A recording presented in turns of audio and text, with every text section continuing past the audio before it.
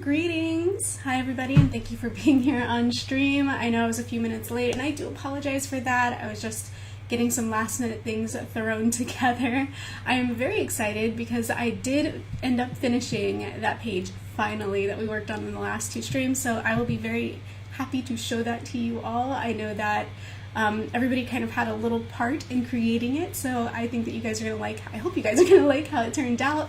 Let me go ahead and grab the book and I will pull that right up on screen. It'll be like this way, like over here, you know. So let me grab it. Handy little book, and we will go full screen so that you guys can see the pages.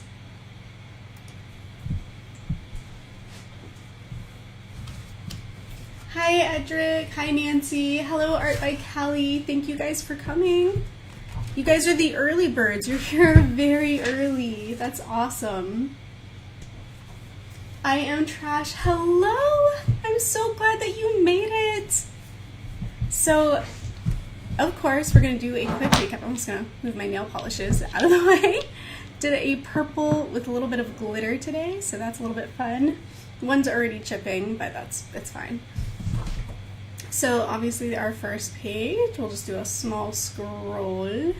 Best I can scroll without like hitting the monitor. Second page, a little scroll to the bottom. And there we have it. So now on to the third page. Hi Justin, how are you doing today? I'm glad you were able to make it to the stream. Just doing a quick review of what we have worked on previously. And this is the one that is kind of new. We have these panels in colors. We have our villain troop dropping in on our unwitting protagonist.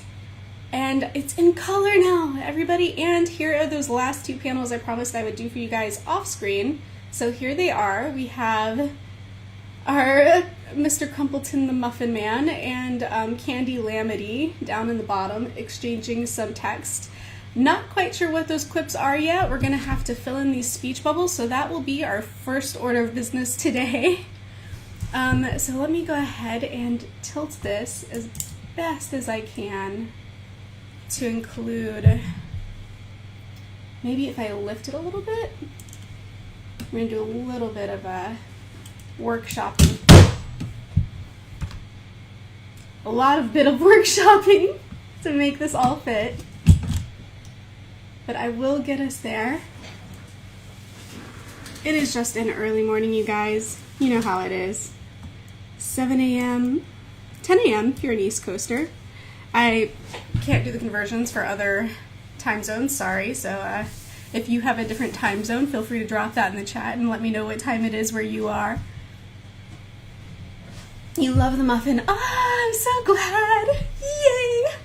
Yeah, he is so fun and he looks so cute. His little grumpy face. I love how it turned out. Honestly, I'm pretty excited. We do have to fill in these speech bubbles though, so that is our first order of business. I know in the last stream we had a couple of recommendations, particularly towards the end, especially from Nancy. Thank you so much for those.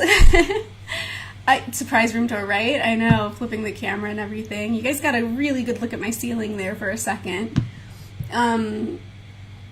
But I was diving through and trying to find those quotes in the previous stream, and it was eluding me. I kept fast forwarding and rewinding, and I just couldn't find the line. So we're gonna come up with some new ones, or if you remember what your old ones were, you can re-recommend them, and we will fill in these blanks.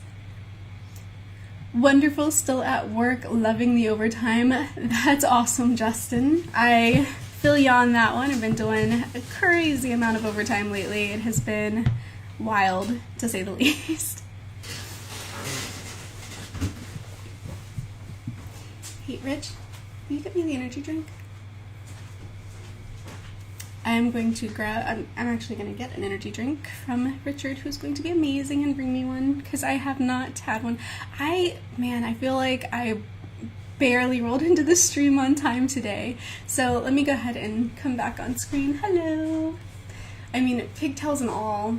We're just doing this as simple as we can get it to roll out with this early morning. I will say though, I had a small victory last night. I was in here coloring these bottom two panels, and I realized I needed a sharpener, pencil sharpener, and I couldn't find one. I spent like, I don't know, 10 minutes maybe looking for this before it finally, revealed itself.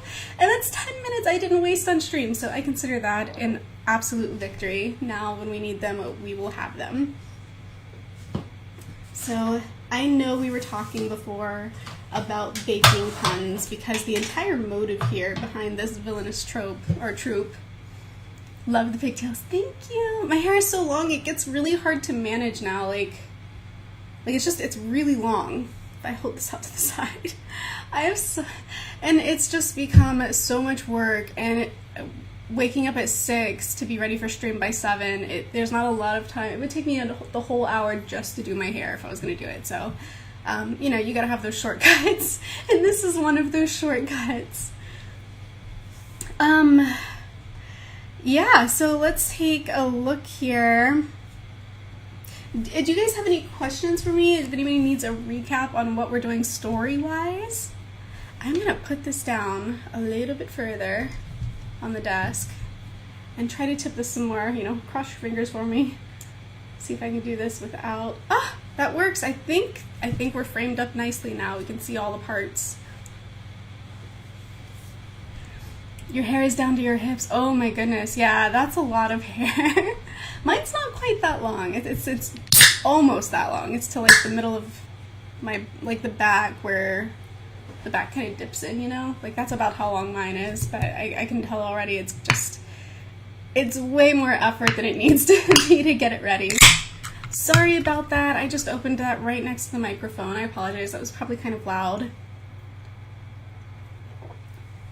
One of the things I could probably do, though, while we figure out what to put in these bubbles, these word bubbles, is pull up some safe for streaming background music.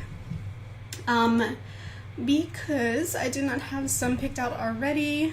So let's do royalty-free music, instrumental.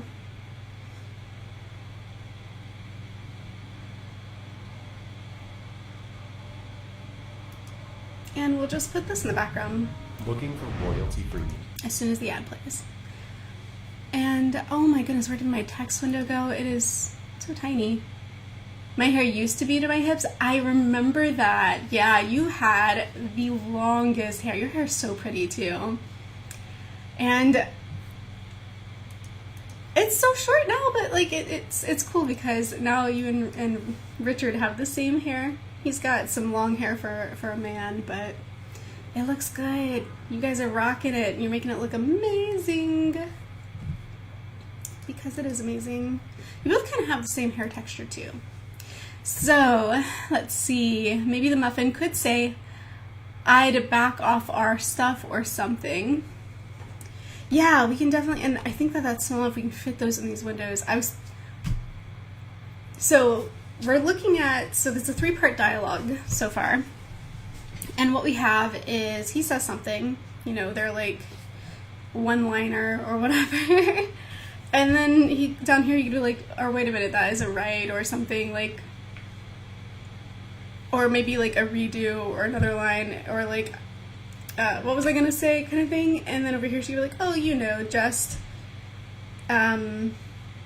something else kind of quippy for her 2 lines. But we got to figure out what this conversation is right here. That is our first goal of today, and then we will start working on our next page number 4. And it is about time we got to page 4.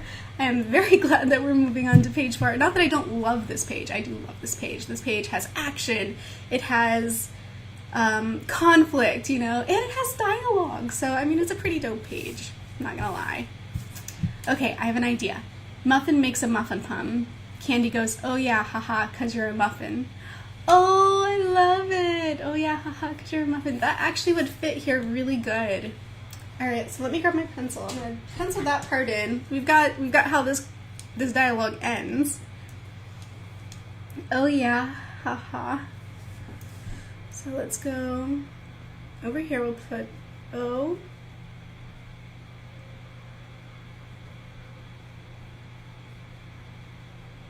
Oh yeah, comma, haha. Oh yeah, haha, that fits nicely. And then the other part was, 'cause you're a muffin.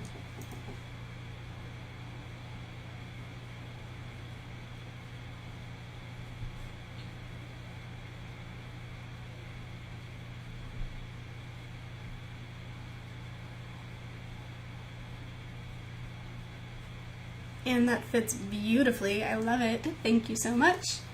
I also think it goes well with the expression too. So that kind of worked out. I was sort of shooting a little bit blind in the dark there with coming up with these headshots, but it looks good. It sounds good. We're off to a good start. We just need a muffin pun now. We need something punny with muffins. Yay! We've officially begun this stream. We've put something down on paper. It is happening, folks. This is for real. Oh, you know what is not happening though? That music. What happened there? Let's see, let's see. Are you guys hearing any music? Oh! Okay. Alright. Now I hear it. Let me know if it's too loud, or if I need to turn it up, and we will adjust. So, oh yeah, because you're a muffin. Oh yeah, haha, because you're a muffin. So what are muffin puns? Nancy, you had so many good ones before. Is your brain awake enough to make some more muffin puns for us? I'm leaning hard on ya. It's a bit loud. Okay, I can turn it back down. Let's turn this down. Let me know if that's better. I think I can... Now it's good? Okay. Very, very cool. I think... So if I go there, and I can turn...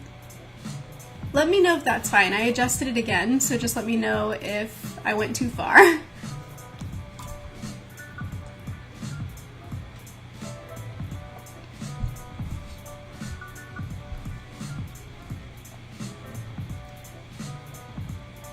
I have two sliders. I have the slider for the streaming software, and then I had the one for the actual player. And when I turned it down the first time, I couldn't hear it anymore, so I decided to adjust it in the streaming software. So just one more time, let me know if the music is okay. And if it is, then we will move on from that. I just want to make sure. And then we have to come up with something punny, something to do with layoff of our goods. What was it you said before?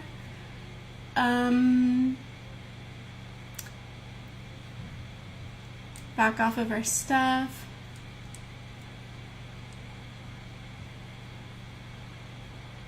Yeah, it's good. Okay, perfect. It's in between songs right now, I think, but it should come back. I picked something generic, instrumental, smooth sounds, I guess. Hopefully that will suffice. One day I will have a complete playlist that I have customized and put some real work and effort into, but for now, this will have to go. This will have to do. Okay, so muffin puns. What are muffin puns? What muffin puns do we have? First of all, he needs a one-liner here. They were so good last time. I just don't remember. You batter, right? Batter back off our stuff. Yeah.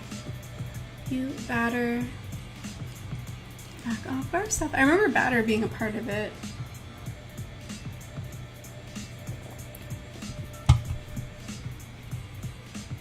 Okay, so you batter. Let's go with that for this first box. You batter back away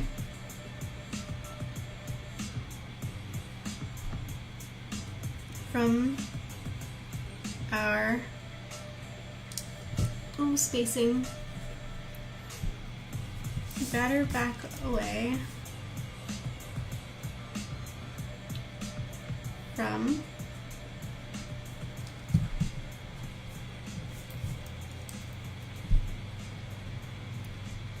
Better back away from.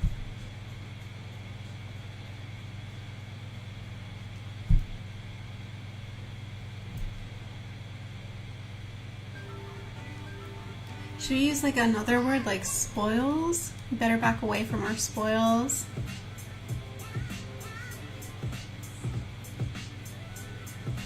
Jewelry Lane? I thought it was Dreary Lane.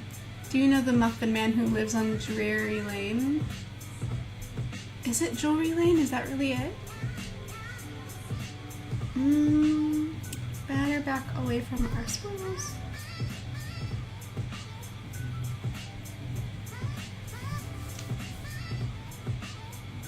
Oh, what if you know what's good for you? So what if we did like, okay, so you batter back away from our spoils if you know what's good for you. I wonder if I can fit all that in the first speech bubble. And then, yeah, batter, like the baking batter.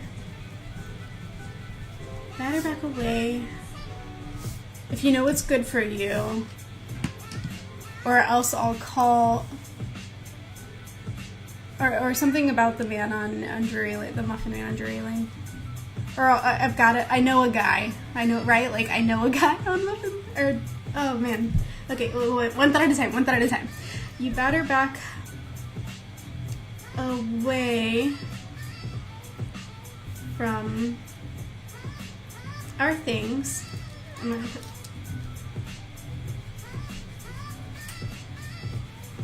How about we just start with batter back away? Okay, so. Workshopping this. It's gonna work out. It will. So, batter, walk away.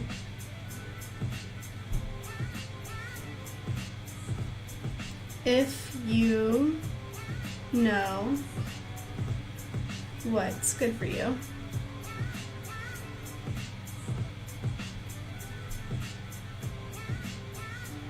It's a tight squeeze. I might move it a little bit around and before I do the pen. Yeah, pen marks. Don't sugarcoat it.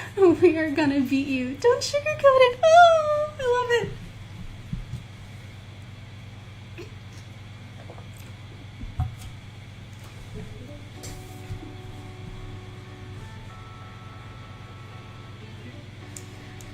What if we did like, so you better back away if you know it's good for you. I won't sugarcoat it. Cupcake. Or something, so something about the muffin, not sugar, because it's got to be a muffin pun. Because she goes, oh yeah, haha, because you're a muffin. So I won't sugarcoat it.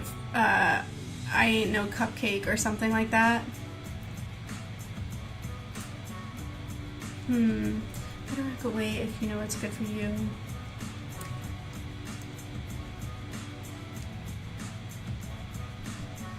I won't sugarcoat it. I know it. I won't sugarcoat it. We could still do the guy on Drury Lane. Is it Drury Lane? You better back off because I know a guy.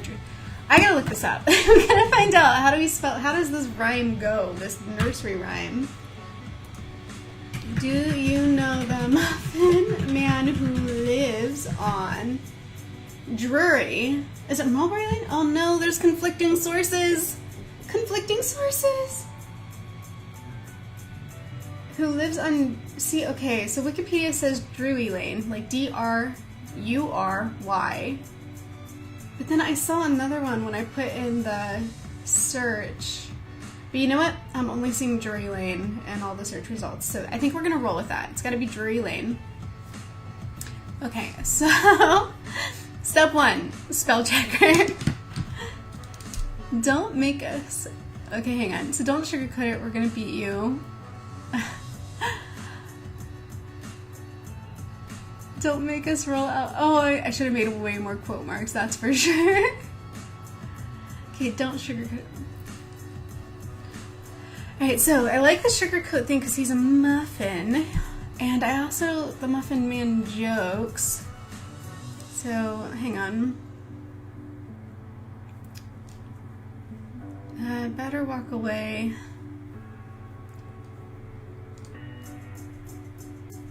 Better walk away.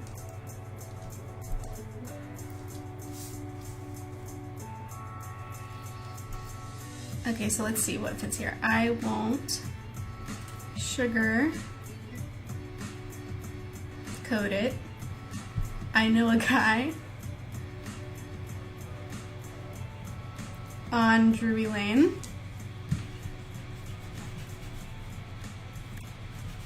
Alright. Spacing. We'll get there. I won't sugar coat it. I know a guy on Drury Lane. Please scooch that a little bit more to make it not so scrunched. And then I need, where's that eraser? I need a better eraser than what I'm working with. Like that. Actually, this whole line I feel like could get backed up a tiny bit more. I know a guy, we're almost there, guys, who, no. I know it. Oh no, how did I say it a minute ago? Because now I can't fit it anymore. Yes, we're streaming. Hello, Moon. How are you? We are finishing up some dialogue. We're kind of like shoehorning some dialogue into this page here. So we have, I won't sugarcoat it. I know a guy on Drury Lane. Probably should just spell lane like L-A instead of L-N, you know? And apparently Drury Lane was a depressing, dangerous place in 19th century England, so it's even better that he knows a guy. Excellent, perfect. I am so happy with how this worked out because it all fits. It fits in these ambiguous word bubbles that I just kind of left on the page. So, what we have is these 4 ne'er-do-wells drop in. Let me see if I can get you guys up without contorting or bending the page. These ne'er-do-wells drop in. Hi, Pilfer! How's it going? This looks so food. That is so accurate. It is so food. So our one-liner, this guy drops in and drops, is better walk away if you know what's good for you. I won't sugarcoat it. I know a guy on Drury Lane. And then Candy Lemity says, oh yeah, haha, 'cause you're a muffin. So let's go ahead and put some ink on that, and then we can figure out, and you guys were on a roll with this dialogue. We can keep going. Like, we've got a whole page here. We can keep going with these quips and just have a whole conversation. And don't forget, you guys have your other characters too, your hero bunch that can interrupt or say something. Or be like, well, actually, these aren't yours. These are ours. These are our goods. Anything like that. It doesn't have to go that way, but it can. I'm going to grab this and pull out this, the brush pen. Oh, you know what? This dialogue. So what I discovered doing the text bubbles on these pages is that the brush pen is great for the drawings, not so great for writing the text. It's a little bit too unpredictable with its line weight, so I might just go with like one of these. It's a little bit more predictable line weight wise, and see if we can food works too, technically. Hello, Brush Bomber, so good to see you. I'm really glad you made it to the stream. I hope that, here, you know what? Since I'm covering up this beautiful page, I'm gonna go full screen so you guys can see the whole thing. And we will, I will start filling in these text bubbles with some text. And Brush Bomber, if you have any questions about what we're doing, I know that our chat can help answer them for you while I fill these in so that I don't put them all through the, what do you call it? The recap again. And I will show all the work we've got so far again at some point, but right now I'm on a mission. I'm on a mission, and I'm actually going a little cross-eyed, so let me focus.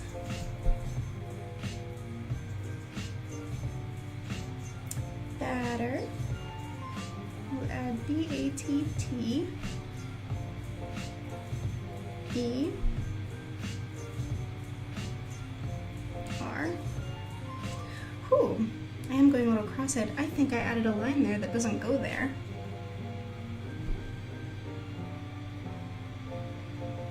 We'll just kind of make it all part of the same letter. I'm wearing contacts too, not glasses. I don't know why I'm going cross-eyed. That's a little weird. A little weird and unexpected. Okay, so batter. Let's see if I can write the. You guys might end up seeing me like lean in here a little bit to get closer to the paper because I don't want to mess up this text and I'm starting to see double while trying to write it.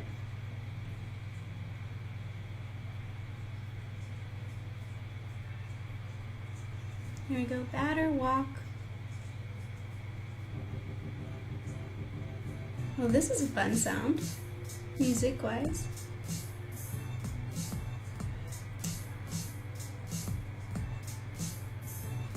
Batter, walk away.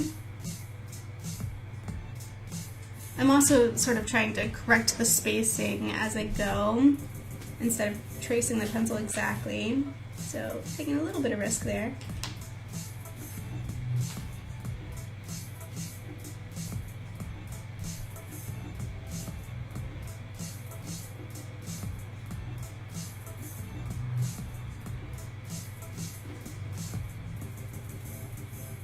We won't know how well it worked until I erase the pencil marks, so, you know, fingers crossed for me here.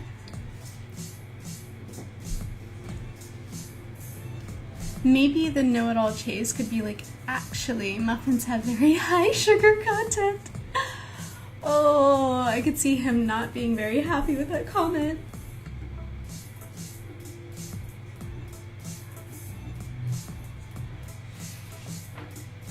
I am also very impressed that you remembered that his name was Chase. You have such a good memory.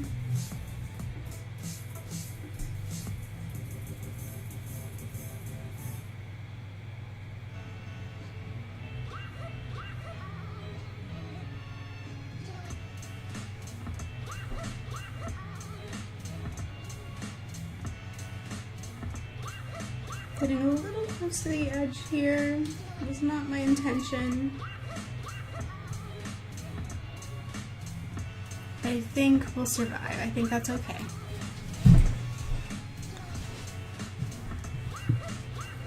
Dave should say, who are these guys? Like, annoyed they showed up. Dave would be more and more annoyed with each new person. Yeah, I could definitely see that. Like, what?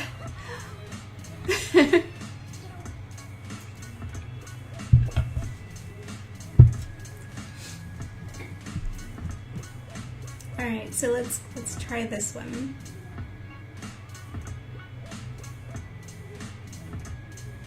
I don't know why I'm doing this, but I chose to like write in all caps except for the letter N.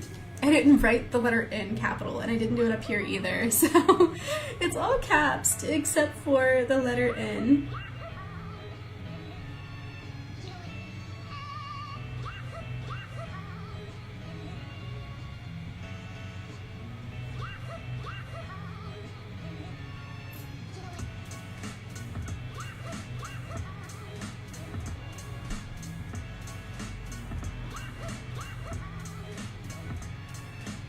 I won't sugarcoat it. And once I do erase, I'll obviously let the pen dry first, but once I do erase the pencil mark in here, if the letters are still too thin, I'll go back over them again. I know a guy. Andrew Lynn. Yes, I do. Don't test me.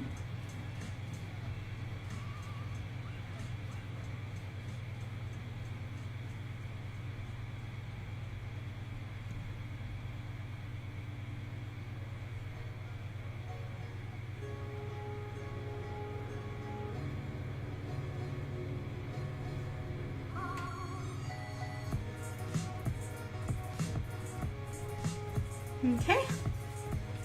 Whew, shake it out, shake it out, shake it out. Don't Don't get too shaky. Shake out. Oh yeah, haha, cause you're a muffin. What? What?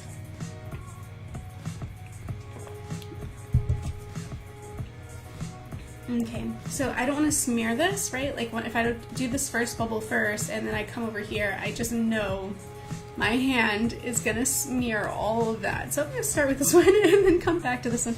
I learned this while coloring it, actually. So this silver dress of hers, like how the page is so reflective, or it's all shiny. Can you guys tell that that's shiny? Just take my word for it. It's shiny. It's like a paint pen, and I laid down, where's that paint pen so I can show you? It's a paint pen. So I put down these colors yesterday, and then like I started, I did the dress first, and then I came over here to like color the candy cane wings, and I just smudged all that silver from her shoulder here across, and I had to try to like go back and kind of napkin it up and try to color over it. I took like the black brush pen and put this line back down on her shoulder because it had gotten like really cloudy from the silver pen. I think I rescued it. I think I saved it. I think it's beautiful. I think you can't see any signs of trauma from that little incident or anything. Yeah, it's shiny. It's pretty. I like using the pen marker. I also realized too, though, it was a trying night, I tell you, coloring these. Well, actually, no, I'm not. Oh, there it is. So you see the sky here on Mrs. Claus's background? How there's like this weird kind of reddish, just splatchy right here?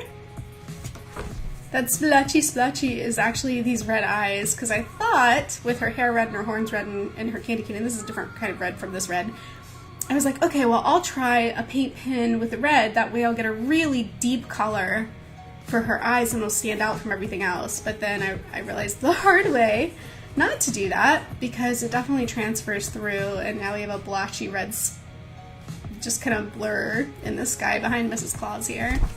So, lesson learned. Now I know. So I won't be using that again. I mean, the silver's been really good. It doesn't transfer, but they're also two different brands. So like the silver one is this painter's pen kind of thing, like this gold one here. But then the red one is actually a bullet tip marker. So this is what transferred through the paper. This one, it bled right through. So now I know not to use these in this book. I haven't really learned how to, so you guys know I'm mostly a digital artist. I haven't really learned how to do much with traditional art, so I'm trying to figure out what kind of paper I can use to draw with markers, because I bought a pack of markers that some like alcohol-based markers that I'm really excited to try, because I see other YouTubers doing it and it just looks really cool. It looks really fun, it's pretty, it's a physical copy of something that you can have and keep and share, and so I just thought that sounded really great. But so far, everything I try to like put them on, it just, oh, what's this? It's a little smudged down here. It just bleeds through, so I am on a hunt for the right,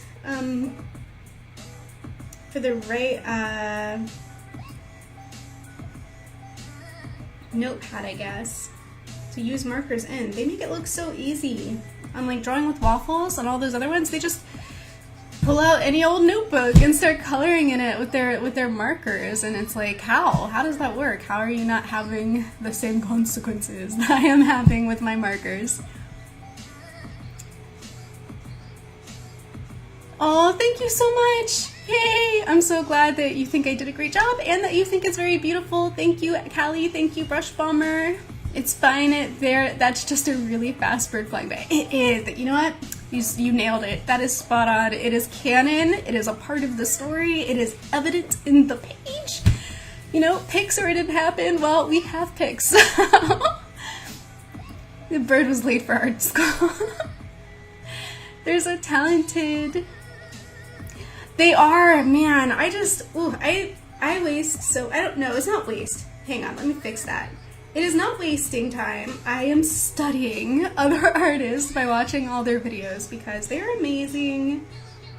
And I do feel like I learn, I don't know, like through osmosis or something. I learn so much from watching other artists, from watching like Drawing with Waffles, from watching some of you guys too. Like I still watch your guys' channels. I still learn stuff from you. And I think it's okay for me to come down here and I'm going to twist the page so you guys can see what I'm doing here in this last text bubble. Even though I know it's really far away from camera, so you're not actually seeing the fine detail, but we'll get back to a place where you can see all the fine details soon. So sorry about that. You know, I might even be able to elevate this. One sec.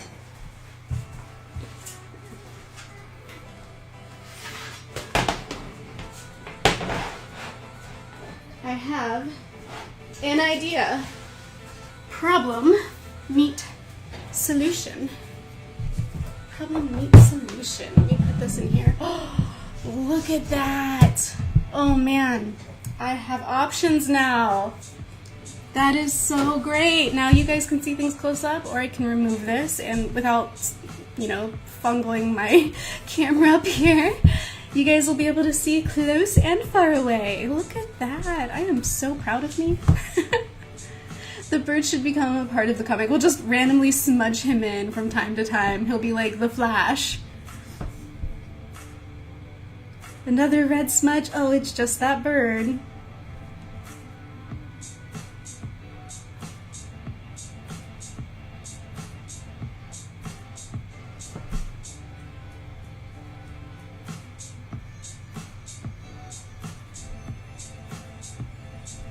Oh yeah, haha. Because you're a muffin. Alright, so I think, do you have some eraser left in this? There's plenty of eraser left in this. I don't want to put out too far. And let's see, Batterson with the batter walk away threat over here in the first panel. Throwing down lines in the sand. Huh, that works, right? Like that works? What do you guys think? Good? Good enough? Do I need to thicken up the text at all?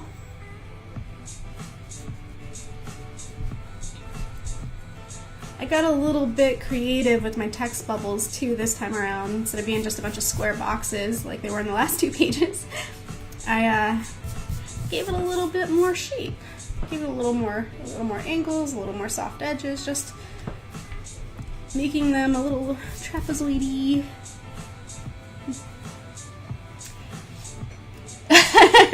Yay, genius! Woo! I think it should be a species of bird that's color varies. That way any color that smudges is that bird. Ah, see, now who's the genius? Good enough? Perfection would be the right term. Woo! We are on a roll this morning. Yeah, I think you're right. Some of these lines might need a second pass. But the important part is we figured it out. We got it. We got it. So let me get rid of the pencil. And now that it's all up here, you guys can actually see the work that's being done and not just hear me tell you about it. We can continue. Are you guys seeing this? I've got like a little smudge down here as well. So I tried, this is the other thing. I found, this pencil is about to like go into the corner of shame, okay? Because let me grab my egg, okay? I have my egg here. And there's this one shiny metallic looking pencil. It's Coal Collie eyeliner. Oh, and that's why I should have just read. I should have read. This is how guys, have mercy on my soul, okay? Like this pencil, you know, pencil, air quoting here, smudged everywhere. I was like, oh, it's a nice kind of golden bronzy. It's a bronzy brown. You can't. It's all smudgy. It's all smushed now because I smushed it. But anyway, let me finish the story. This bronzy brown pencil, I tried to color with it, and it got so smudgy. It actually, it got clumpy and smudgy. You can kind of see it here. So to like wipe it away, and it ended up like actually kind of staining down here at the very bottom margin. But it turns out this is not a colored pencil at all. This is an eyeliner pencil. I don't know how it ended up in this box. I guess because it kind of just Incognito looks like it belongs with colored pencils. I mean, most of my makeup pencils are never this big. I mean, that I remember or know of. So, but yeah, I guess so. This is an eyeliner pencil. Who knew? And it does not belong in a colored pencil box. So I am getting all kinds of lessons learned today. All this education going on back here. I'm gonna just not put this back in the box because I don't want to make a mistake again. Right? Like, I just random, and you guys, I told you before, like, that egg, my egg of colored pencils, I've had that since I was, like, a kid. I just keep, you know, I just had this big plastic bag full of colored pencils that had just been, whatever box they came in was lost to time, and then eventually I rehomed them into that Easter egg basket, and they have stayed there ever since, and somehow, some way, that one slipped in. So now we know. Do not color with a bronzy eyeliner on a coloring book of any kind because it will not end well. It will not end well at all. Alright, let's go back over this line again and then you guys can help me figure out what goes on this page because we've got a lot of space and we've got time. Who is the demon girl? And also LOL, the muffin looks so devious. It does, doesn't he? Okay, so this muffin is Callie's character, and this demon character, Candy Lamity, who we also see up here and who we also see right here, is, I'm gonna check because I don't want to wrongfully claim who owns this character. We're gonna do a little flashback in time. So here we have our beautiful, let me minimize that. So we have our beautiful cast of characters here, and Candy Lamity, the one, the only, the very sugary, sweet, and shiny Candy Lamity is Remy Chan's character. So Remy Chan, Candy Lamity, and then Crumbleton Batterson III himself, right here next to our good friend Dave. And you all know Candy, Schmeegal, Mrs. Claus, Lily B. We also have Chase over here, who Callie had mentioned earlier. Deadlight Switch's character, Dr. Crow, among the villains. All the villains have these little, like, X'd out eye thingy symbol up here. Earl, who is a baker. And Zelda the Cat. And we also did not create a character in this square, but that is something we will do.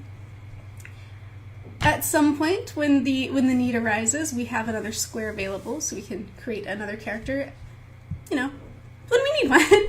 But right now we have such a beautiful cast, so let's continue our story and figure out, and maybe now is a good time to we can create new characters. Yes. You know what, Brush Bomber, you do not have a character in here. I think this is that occasion. I think that character belongs to, or that spot is Brush Bomber's spot. That's what I think.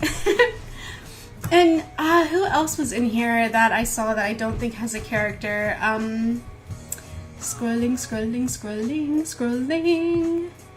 So I Am Trash doesn't have a character here, but neither does Edric. Edric has been here a couple times, but I don't know if Edric is content with watching and not creating characters, or but definitely this is you know what? Let's do it. Let's make one more character that we can add to our cast for our comic.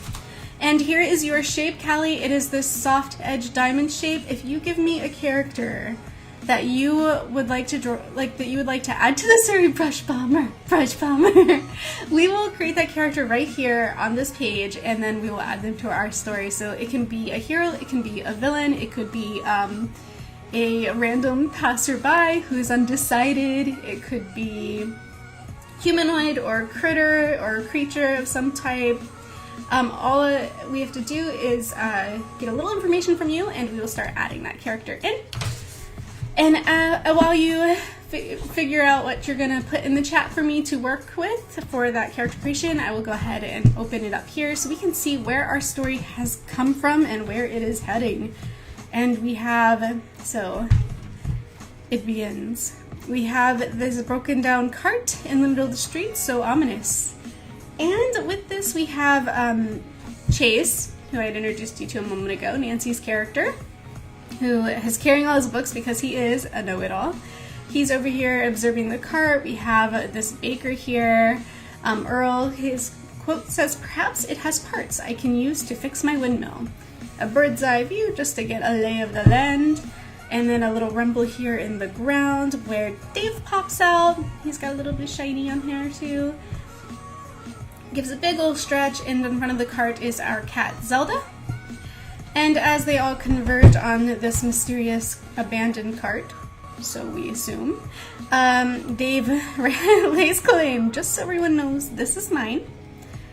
And while they squabble, over here we have our original cart, would you call them occupants? Owners? This trope, or not trope, I keep saying trope, I mean troop. This troop, there is Pilfer's character, Lily B, hiding under the wagon. Earl says, "What makes it yours?" Dave, "It was left right in front of my burrow." And Chase, "Technically doesn't make it yours." Inside the bag, inside the cart, we have Candy, not Candy Lamity, but Candy the kangaroo.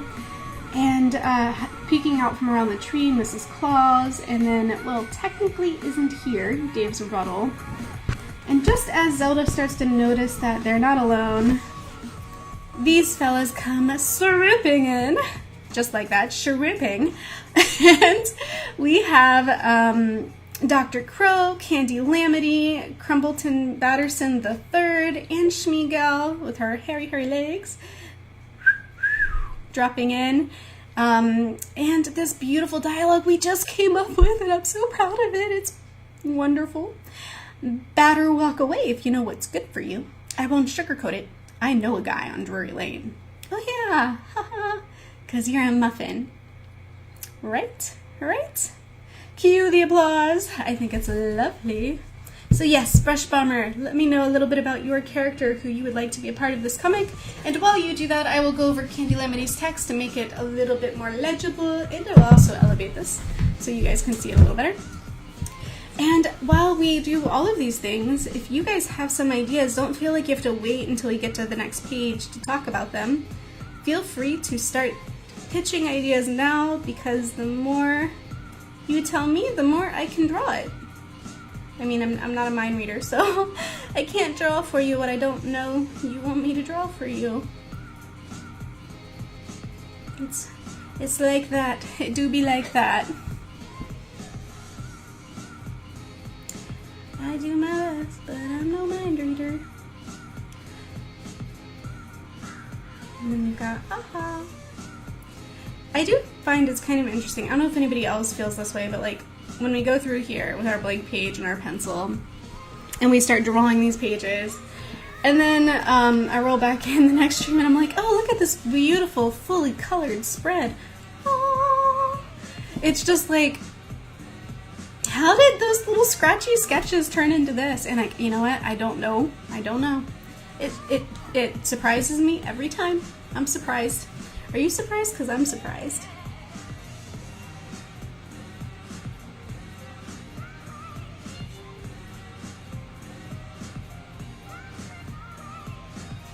Honestly, bringing this riser in here for this part, for the text, is helping me out too, because it brings it closer to my face and I don't have to go cross-eyed trying to draw this from too far away and struggling with it. Now it is much less of a struggle. I did squeeze the word muffin in here pretty tight though, so it'll be interesting to see what fattening up the letters looks like.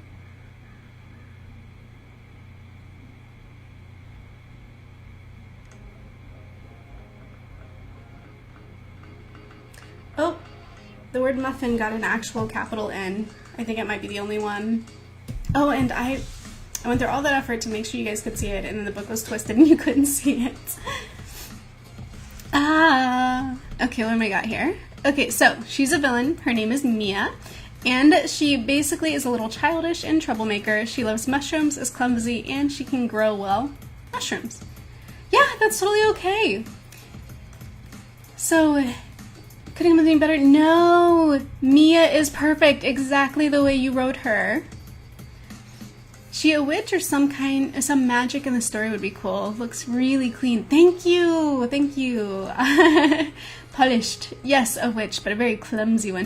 So is she young? Is she like a person, like a humanoid, or is she like plant-based? Is she animal-based?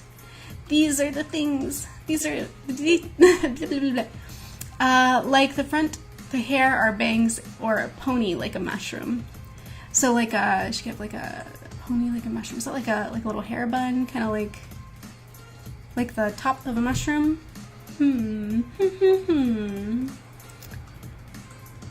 About 12 and a human. All right, those are good details, and I can work with that. I feel like this one's pretty clear. I feel like that one's pretty clear.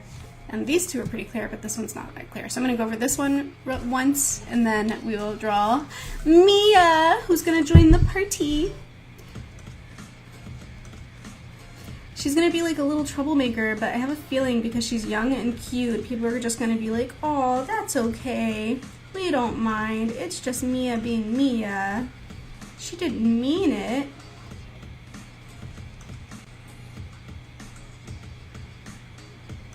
Oh man, I hope I'm not making the text worse. It's starting to feel a little bit jittery. It's pressure. No, it's fine. We'll be fine. Everything's fine. This is fine.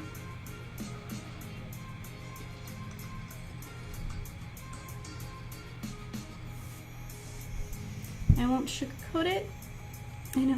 I'm having this much trouble though with the text using the micron pens. Imagine how much of a struggle this would have been with the brush pen.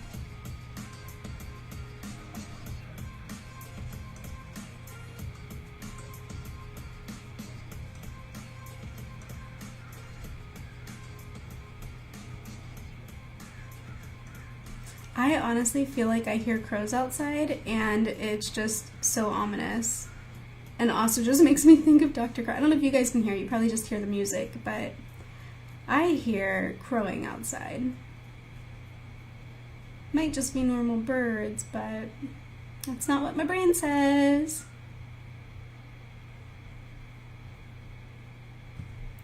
Oh gosh. Almost there, one last letter. Ta-da! Alright. Let me blink a few times. Mr. Doctor, that's Mr. Doctor to you.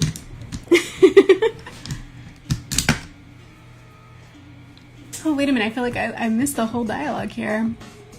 Of course, thank you for including me. I am so happy to include you. That is kind of the whole idea behind these streams. I want to be able to do a kind of just one big collaboration with anybody that wants to watch the stream. I want you guys to also feel included, and that this is your book as much as my book. These are your characters, and it's our story. Collaborative storytelling is a beautiful, magical thing, and being able to bring a piece of that into the YouTube stream is, I'm hoping, going to be just as magical as it was when I used to do it on like forums with my friends, when we would like do text-based storytelling. Like collaborative storytelling in text form, but now we do it with pictures. Alright, so Mia, 12, grows mushrooms, and she's a little witch with bangs and a ponytail. Clumsy little witch, bangs and a ponytail. So right off the bat, I'm feeling like, right off the bat, I feel like Mia here needs like a little witch's hat, but also kind of like a garden hat, you know, like instead of maybe just a witch's hat, like one of those. No, it shouldn't have. Hang on. Perspective. I'm good. I got this. It's fine. Everything's fine. So it's like one of those fluffy little, like garden hats, you know, but like also kind of hatchy. I don't know. This might be a total bust, but I'm gonna go for it and see what happens. So like one of those hatchy. Am I doing this right? You know, like, I don't know, that, like, ladies would wear to horse races or something in England. Something like that, right? Like, probably need a reference, honestly. be nailing this a lot better if I like started with a reference, perhaps. Oh, that's the same direction. So hatching the other way would be like boop, boop, boop, or something. Right, like we'll start there with a hat. And then I saw something about bangs. Can't stay for too long. Hi, Lena! I'm so glad you made it. How long have you been here? Plant magic sounds good. It does sound good. And it also sounds terrifying for our friend Dave here, who might not be so keen on an enemy with plant magic. So Lena, what we're doing is creating a character here for Brush Bomber, and we're going to add it to our cast. This is our cast, and back here, we're just going to take a quick peek. I'm not going to like read the whole thing, but back here is some of the comics we've been working on. So this was last stream's page that we did, and we just filled in that dialogue this morning. And then the previous 2 streams are here, so these are the pages from those. We've got Lily B up here, who I know you'll recognize. So it's Pilfer's character, and we've got a couple others that are pretty amazing. So that's just basically what we're doing, and that's what the streams are all about. Nice nails. Thank you! Look, purple and shiny. I've got some sparkles. So we are going to continue with this character down here for, you know, it kind of likes the riser. So you just woke up. There are colorful characters. And that's the brilliance and the beauty of having multiple people developing characters. I don't have to rely on my limited brain power. I can, let's see. I can also tap into your guys' beautiful hats. Gardening hat. I have hats on the brain because I'm looking at references for this witch's hat. So it's a witch's hat, but it's also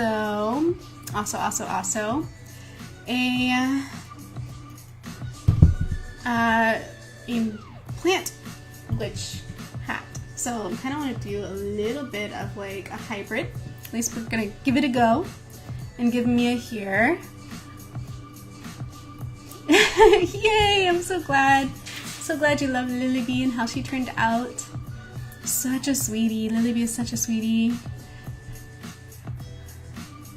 Probably heal revive Dave since she knows plant magic. Ooh, there is that. Now that's an interesting, very specific healer. It's like having a doctor that specializes in like one very specific thing. That would be Mia. She's gifted, but only at healing like certain party members and not others. The hat makes everything better. Yeah, so these gardening hats, and they have like little, you know, like a little string that comes out under the chin, or like a ribbon. Now I'm just thinking Easter hats. But they're kind of like little gardening hats. I feel like, I don't know, there's like a relationship there, right? Like you have like a little bow under the chin here.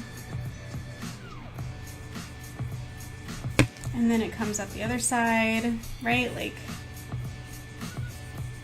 there's this little hat and ribbon. I'm gonna just kind of shade that sucker in so we can tell it apart from all the other scribbles. And then, yeah, I mean, they're just kind of like flat topped. They don't have like that cool pointiness of like a traditional witch's hat, but we can have like this flat top and then go around with the round brim. Sad kind of healer. Oh no! Well, I think of it kind of like, so like you have heart surgeons, but they're not going to operate on the brain, you know? Like, so the heart surgeon only works on the heart. Maybe a plant surgeon only works on plants. And she's 12. She's 12. She can branch out. It's okay. She'll learn on the go some of the other magics, perhaps. Sounds like not that much of a villain after all, though. Maybe a little bit of like a prankster, but villain, I dare say not. Okay, so we were talking about a ponytail. Let's give this character a little bit of a neck here so I can situate some things. We'll give it like a little nose.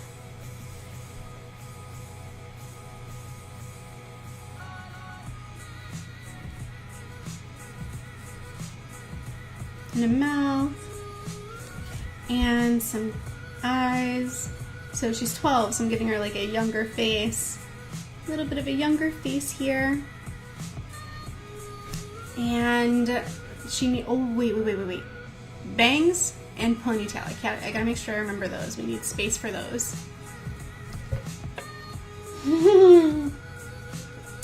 The puns keep coming, branching out. What? We're also branching out from just baking puns. Now we have plant puns. Look at that. So we've got this little, so we want it to kind of be like resemble a mushroom shape. So we'll do like kind of like a little pigtail bun, you know, so that we can have that sort of rounded, and we'll do like two of them, one on each side, little pigtail buns, so we can have that mushroomy sort of shape language, right? She's perfect. It's so cool. Yay! I'm so glad. And then bangs. I know you wanted some bangs. Let's give her some floofy bangs here too. So I think we got it. I just need to lay down some ink on it so that we can erase the pencil and see it a little bit clearer, and then add color. That was relatively quick, I will say. Like, I feel like when doing the characters in the past, it took me forever. We kind of got Mia down quick, like that, you know, like that. Alright, so let me also do this. Hi, I'll come back up the screen, since there's room here on screen for me and for, I tried this new filter. It's a little bit splashy. It looks like a brush stroke. I thought that might be kind of fun, so that's what we're doing today. And let's start first with this sweeping hat shape, like that. And now that I have that, the brim of the hat, I can come in here and give her these bangs of hers. And then we'll go back in for more of this hat. There we go.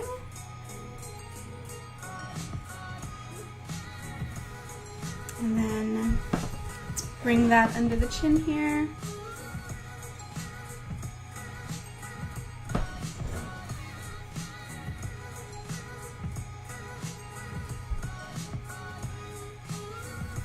That's that.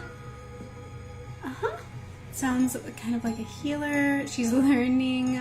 Branch out. Perfect. This is cool. The hat does make everything better.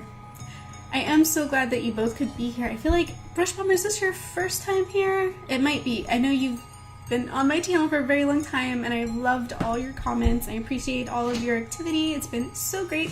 And I think this might be your first time joining us for stream. Is that correct?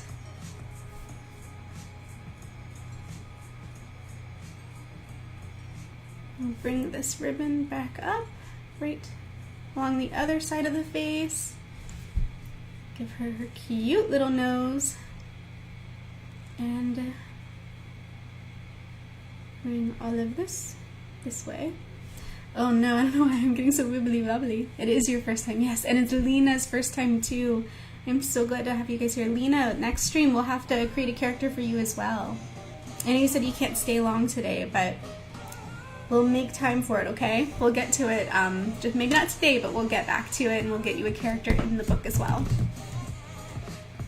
Man, those make me miss working with a brush pen. The brush pen is so nice, isn't it? Like the line weight variation, it's just, it's beautiful. I love it. So good, so good.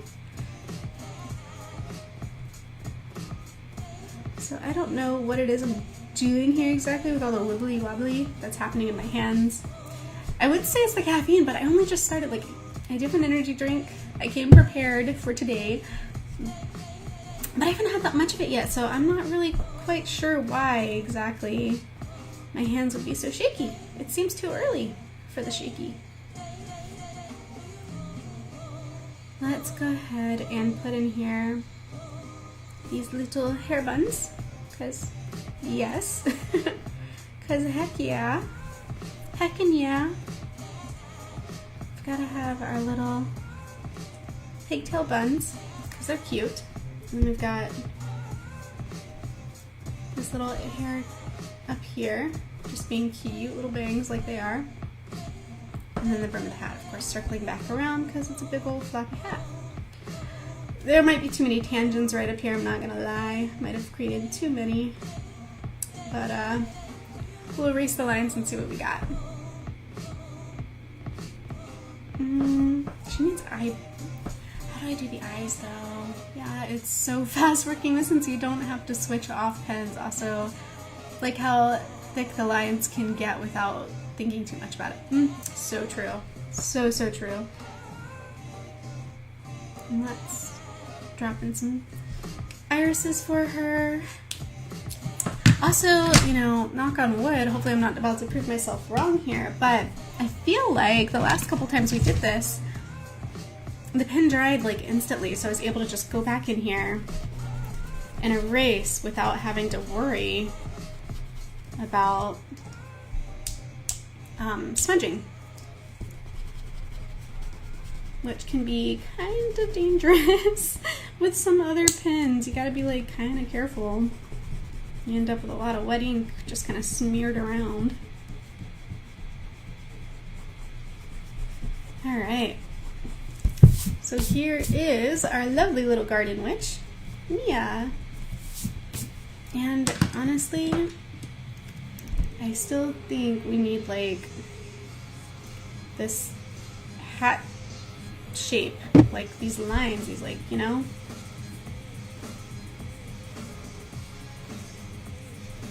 What do you guys think? And maybe even color in that ribbon. Well, we have color, so we can actually do this with color. So cute! Yay! Looks great. Good. So, where did I put it? I already put it back. Why would I put it back so fast? I thought I was done with it. Silly me. Definitely wasn't done with it, but that's okay. So we'll come in here. And we'll start adding these lines for this hat. This little, almost wickerish kind of garden hat, right? Like all these lines for this thing. We should have cross hatching. I'm just being nervous. I'm being nervous about making anything permanent on here. Maybe a little bit like. We'll do it. If we hate it, we just won't put it in the pages of the comic. If we hate it, it's okay to say that. If you don't like something, you're like, oh, I didn't like the hatching on the hat. Maybe when we do it in the pages, we just don't put hatching on the hat. My hands are so shaky right now. Ooh, what happened? It's like, I'm panicking. Ah. My mind is like, no, I don't know how to handle it. Pressure. No, it's fine. I can't handle pressure, I promise. It's okay to tell me if you prefer something a different way. It's okay. Before you end stream today, you should do an excerpt from the dream journal. Ooh! The dreaded dream journal has cursed my stream! Where is it? Is it in here? I think it's still in here. It's still in here. So yeah, we could do that. We could try it. You know, knock on wood and cross the fingers and hold the breath. And we will try. We will give it a go. We will see. We will test our luck with the dream journal. Man, I feel like you're right though. We can't just let sleeping dogs lie on that one after it crashed the last stream. We gotta know. Alright, so she is a garden witch. Do we have any like, does she have like green hair, or do we have some kind of color language we want to try to use? Let me grab the egg so we can add some color.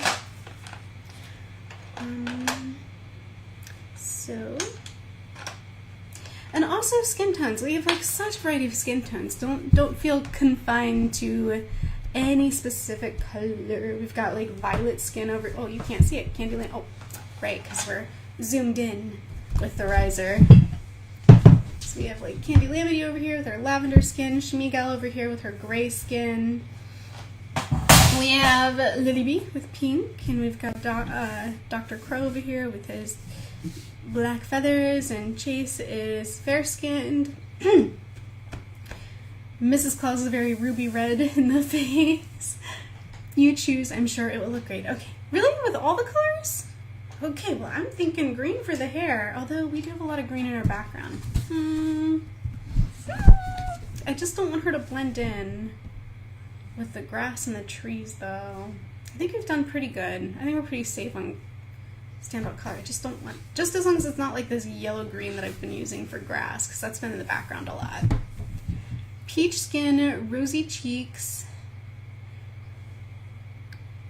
I kind of want to go a little bit darker because we've got 3 that are kind of peachy. Chase, Earl, and Mrs. Claus are kind of peachy. I do love that we have the variety with the others though, but I kind of almost want to go more. You know what? I've got this. The colored pencils of the world. So we can do all kinds of skin tones and we can pick a darker one. Let's go with, what is this? This one is medium deep almond, so like a me-tone. Let's go with a me-tone. What's this one? Medium deep golden.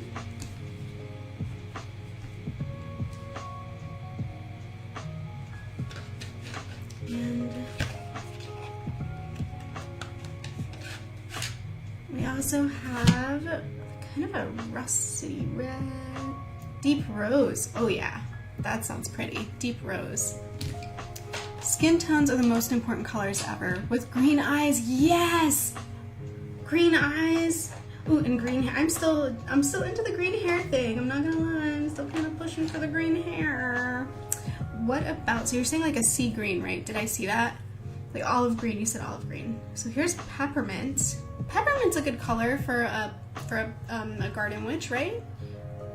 Now you're excited for the results. Yay, that's the goal. I'm so glad. Okay, so let's try a peppermint green and a what was this rosy one? The rose, a deep rose for the skin. So those are super garden colors. We'll do a deep rose with the skin. We'll do, and now that I said that, we'll know when I go to color her in the pages in the future which color to pull out of the box. So a deep rose, and then let's just start here with that. Are you seeing it? I'm gonna rise it again since we're working on a specific area. Hi, Tired Mellow, how are you? Welcome to the stream. We are working on a new character, and we are making this one for Brush Bomber. Do I have a character? Not the comic. No, I don't actually have one. Maybe I'll surprise you guys and just throw one in randomly at you guys in the future. Maybe I'll be like the DM, the dungeon master, and create all the NPCs. Those will be my characters. So let's get a really soft layer of color down here with this deep rose. This deep rose, it's so pretty.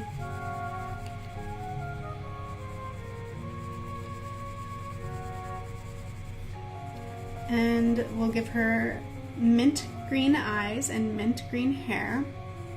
And then her bonnet,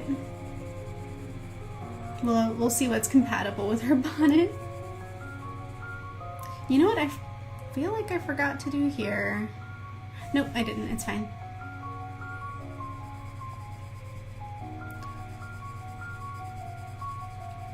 And this is Mia. I gotta make sure, don't let me forget. I have to write down her name and who designed her in the margins of this character page so that I don't forget to give credit to our character creators.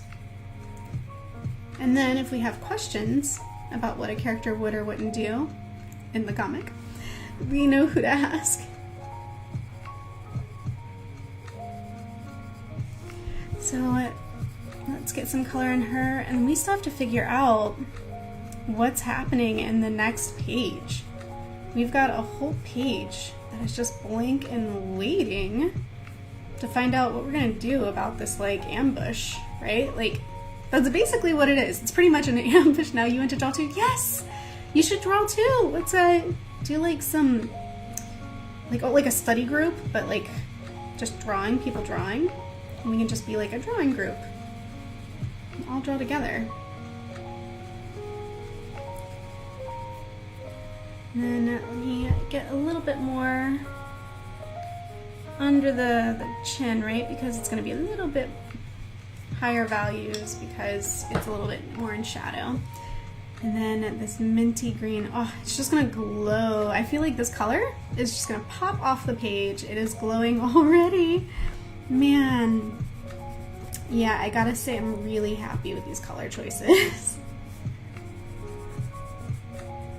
Let's get, oh yeah, do you guys see that? It's so nice. I'm making a Beauborn custard. Pilfer, you are always in the chat teasing about what kind of ice cream you have. Oh, that sounds really good though. I'm not gonna lie, custard ice cream sounds amazing. I have not had ice cream in a while, and I would consider that a good thing, but I don't know if this basically is pretty much the same thing. I did recently have gelato, and I don't even know what the difference is, but it was still good, and it definitely tastes like ice cream, at least to me. Maybe my palate's just not that refined, but I felt like the gelato was basically just another brand of ice cream. If you know the difference, let us know, because I certainly don't.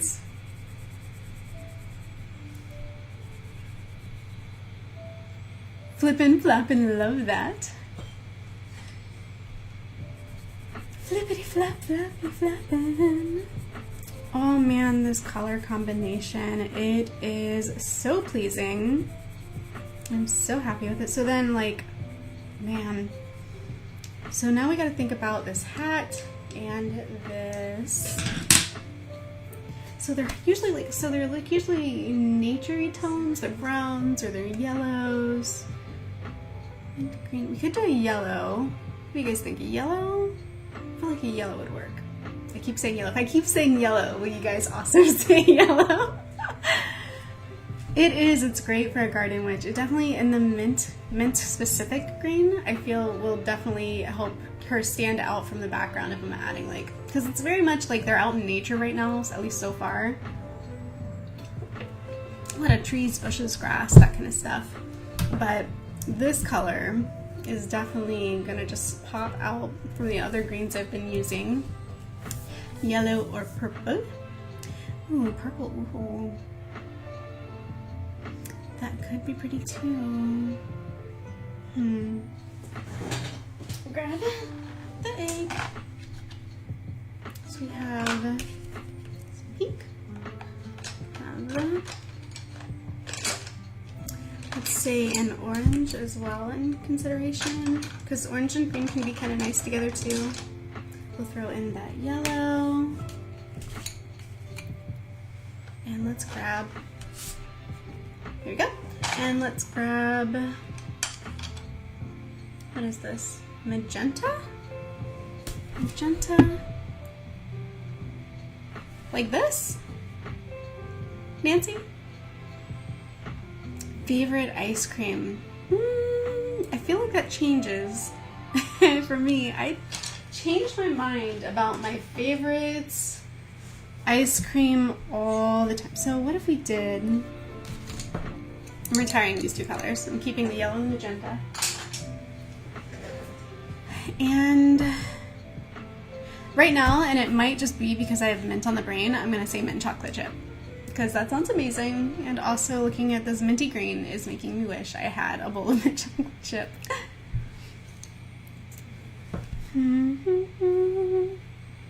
Yeah, I think, yeah, I'm feeling the magenta.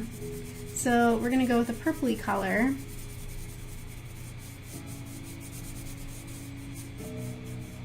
For that. And I think it'll go nicely with the green as well.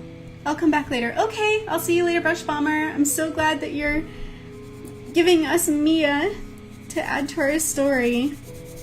We will take good care of her.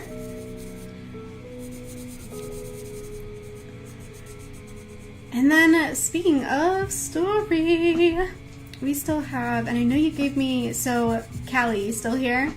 You said something earlier about maybe Chase interrupting the villains bickering. And he had some smarty pants reply. I don't remember. What was it?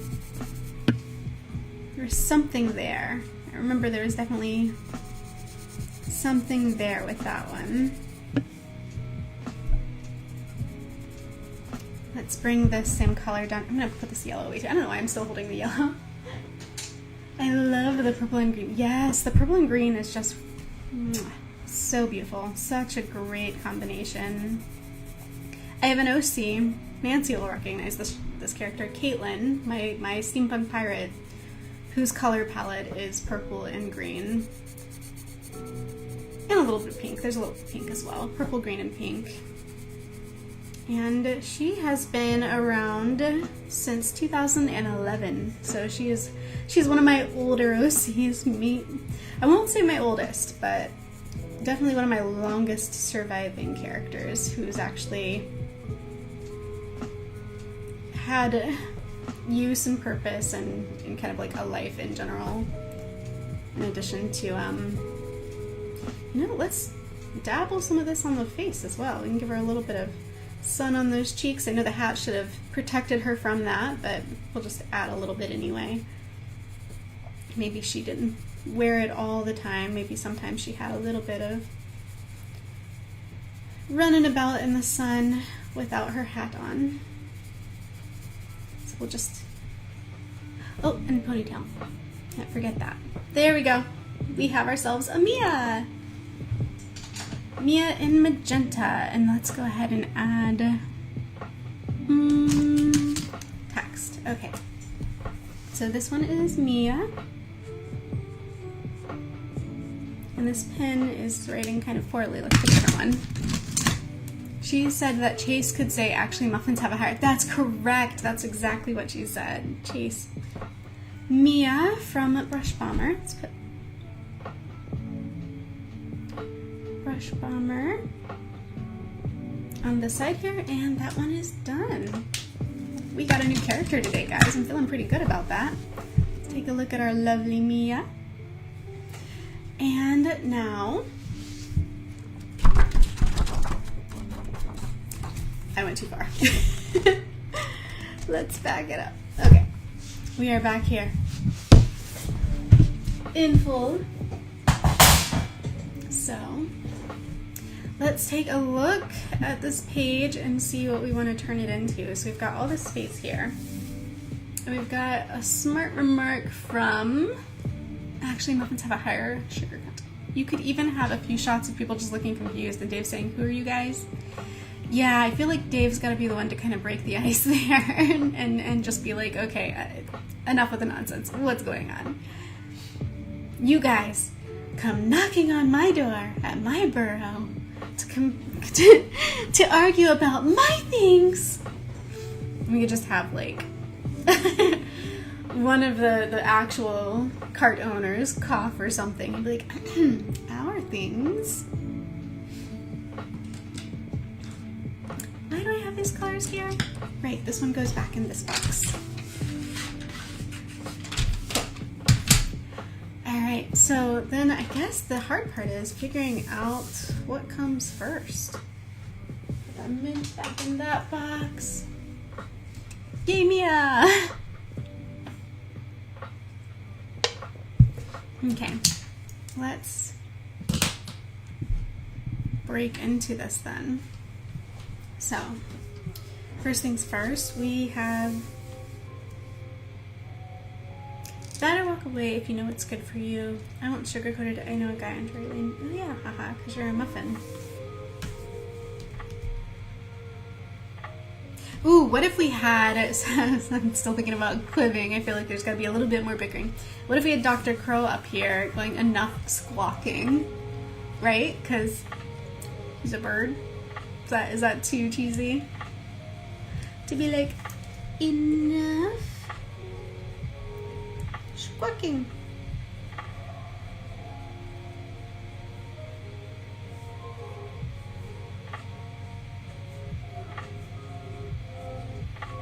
right up there, and then a Dr. Crow right here.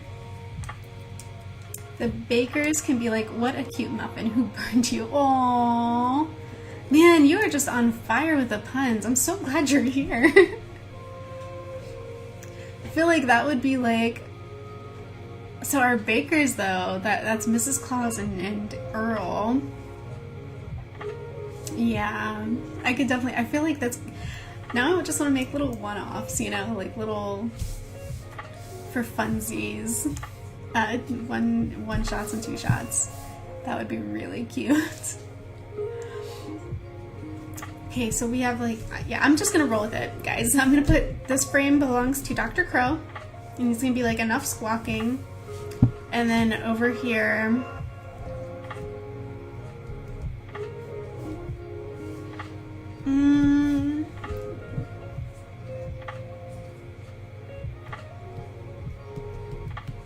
yeah, I'm trying to think. Okay, so that's step 1. What's step 2? What's step 2?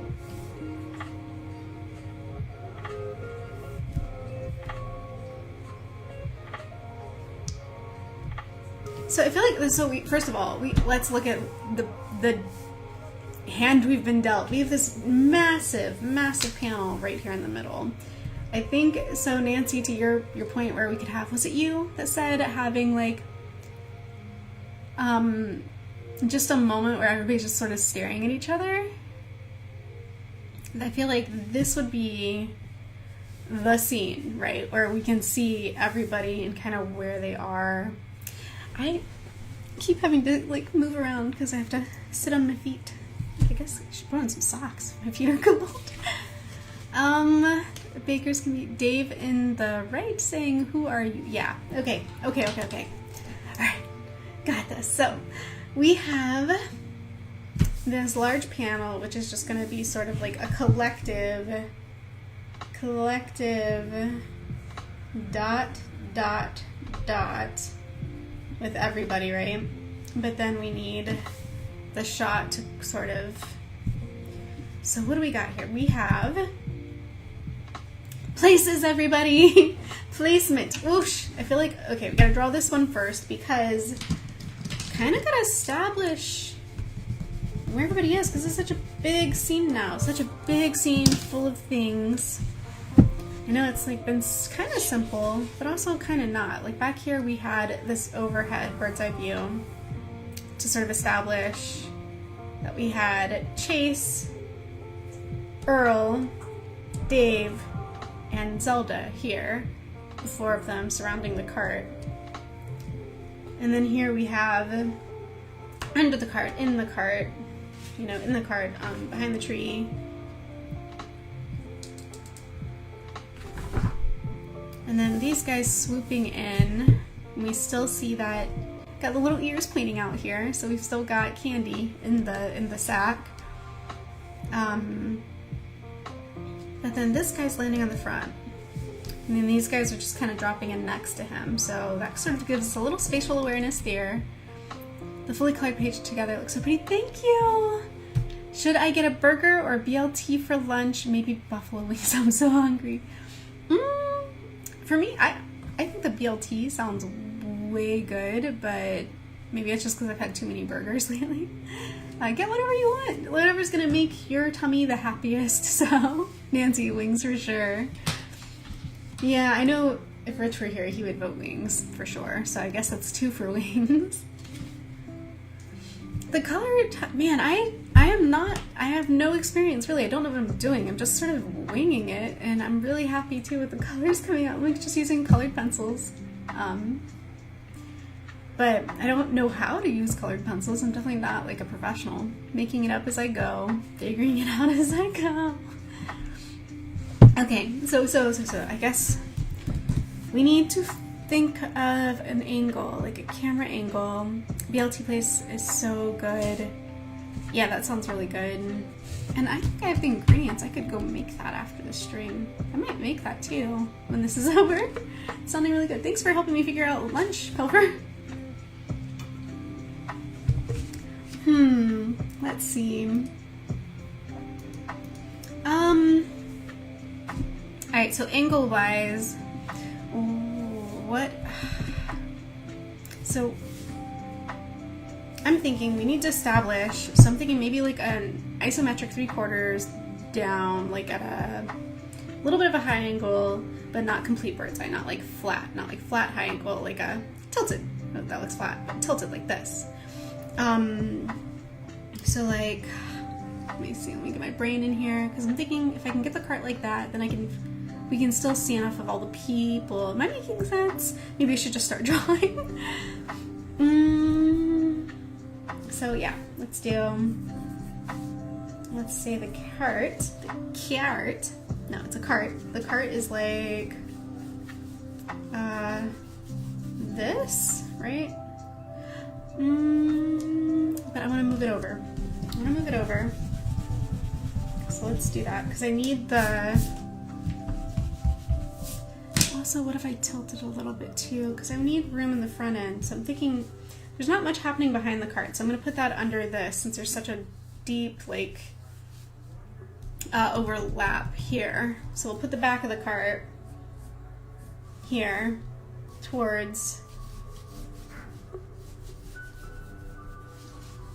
that overlap, because at least cutting into the back of the cart isn't going to affect our character spread at all. And then where are the wheels on this cart? Were they more towards the front, more towards the back? Let's take a quick look. These wheels more towards the front, it looks like to me. So we'll do, got our cartwheels, like cartwheels? No, not like that. Okay. Cart, like literally a cart. So let's also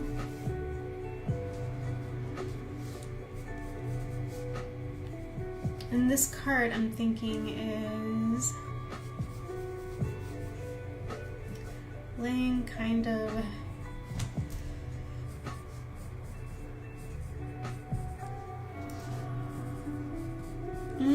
this is not the greatest.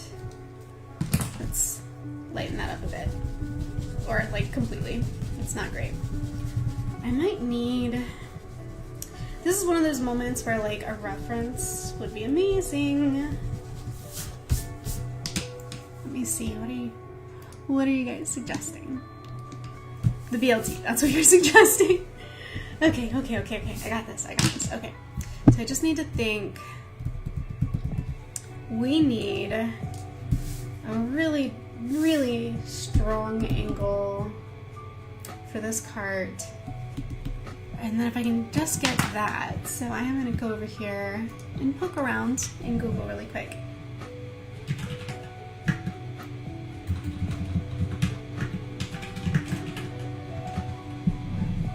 And look for images. Okay, that's not what I was looking for at all.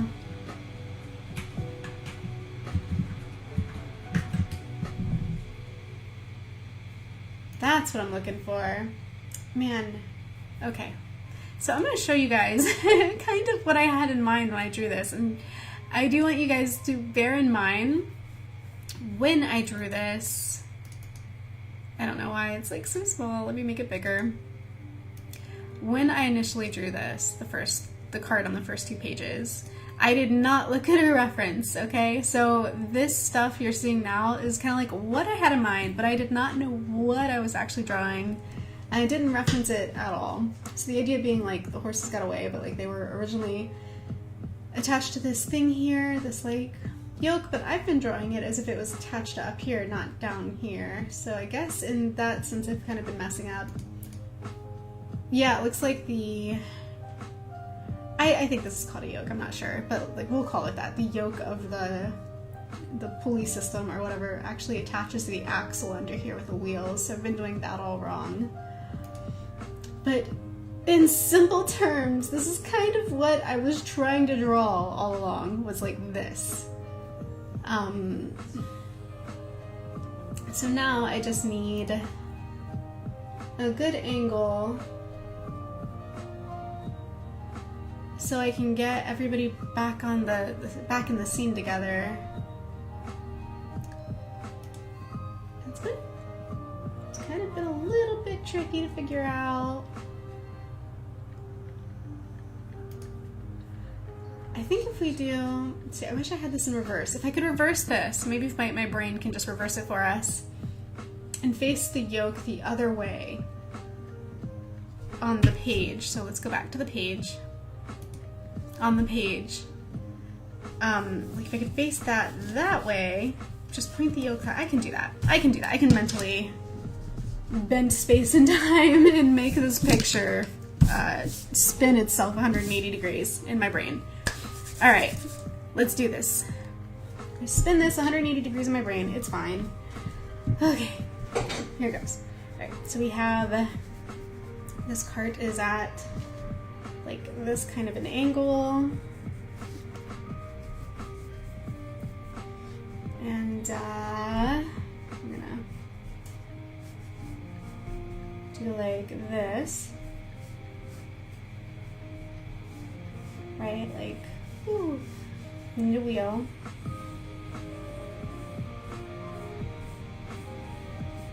Like this, and then the spokes will just kind of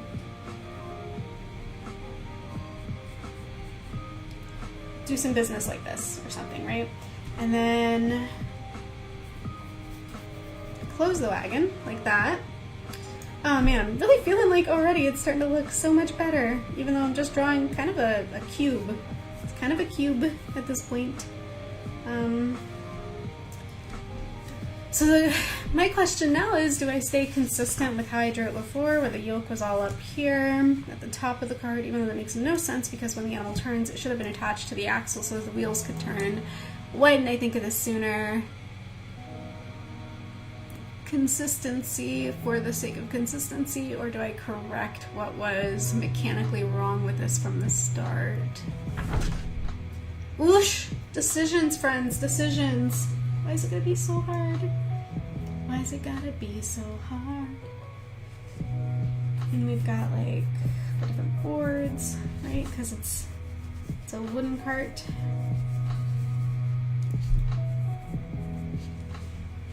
And then like, well, this is shaded in here. Of course, Calamity's in there. And then we've got to have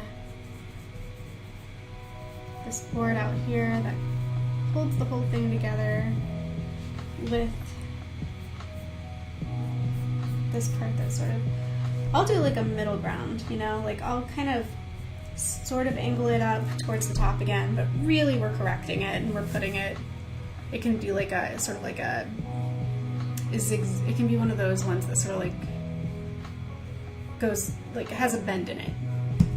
I did see one of those when we were poking through references, so it exists.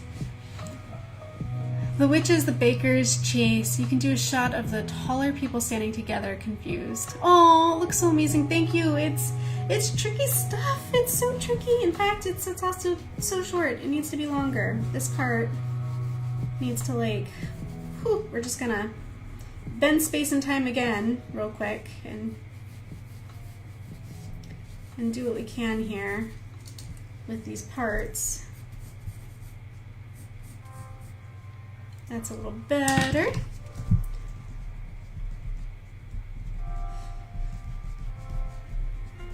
Props, man, props. Can't live with them, can't live without them, right? Storytelling and their props. Might have made the wagon a little bit too long. Let's kind of find a middle ground somewhere, like here maybe.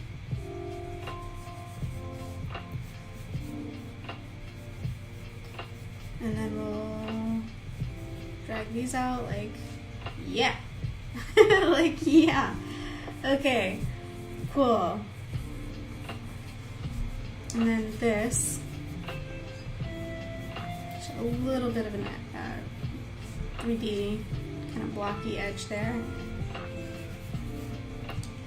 There we go. We have ourselves a proper cart now. At least I feel like we do. So we're gonna roll with it. The wheel should be more in the center than if it's a two-wheel cart.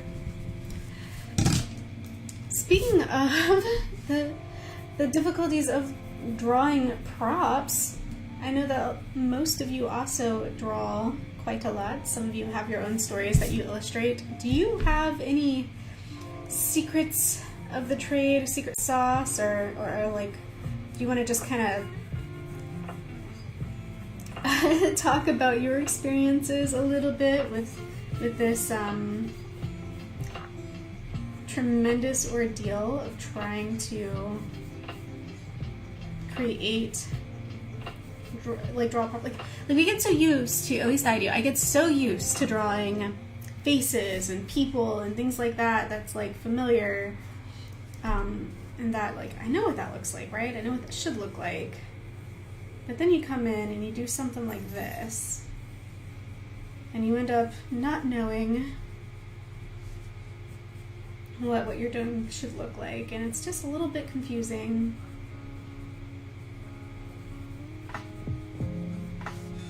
And you kind of, if you're like me, you flounder in front of people on screen. Kind of like, oh, we'll figure this out in front of everyone. But it's fine, it's fine, it's fine. It's what we're here for. Let's do it. All right, so we've got a wheel, got the yoke, and I kind of corrected it. Ooh, that's gonna run right into here to the axle that runs to the, right behind these wheels, right? Something like that. Ooh, there we go. And then we have our cart, and we have, like, I don't know, the shadow of the other wheel on the other side. Maybe. That's actually probably too wide to be seeing that shadow, so we'll just let this be a sketch for a second. So now we gotta put our characters in here.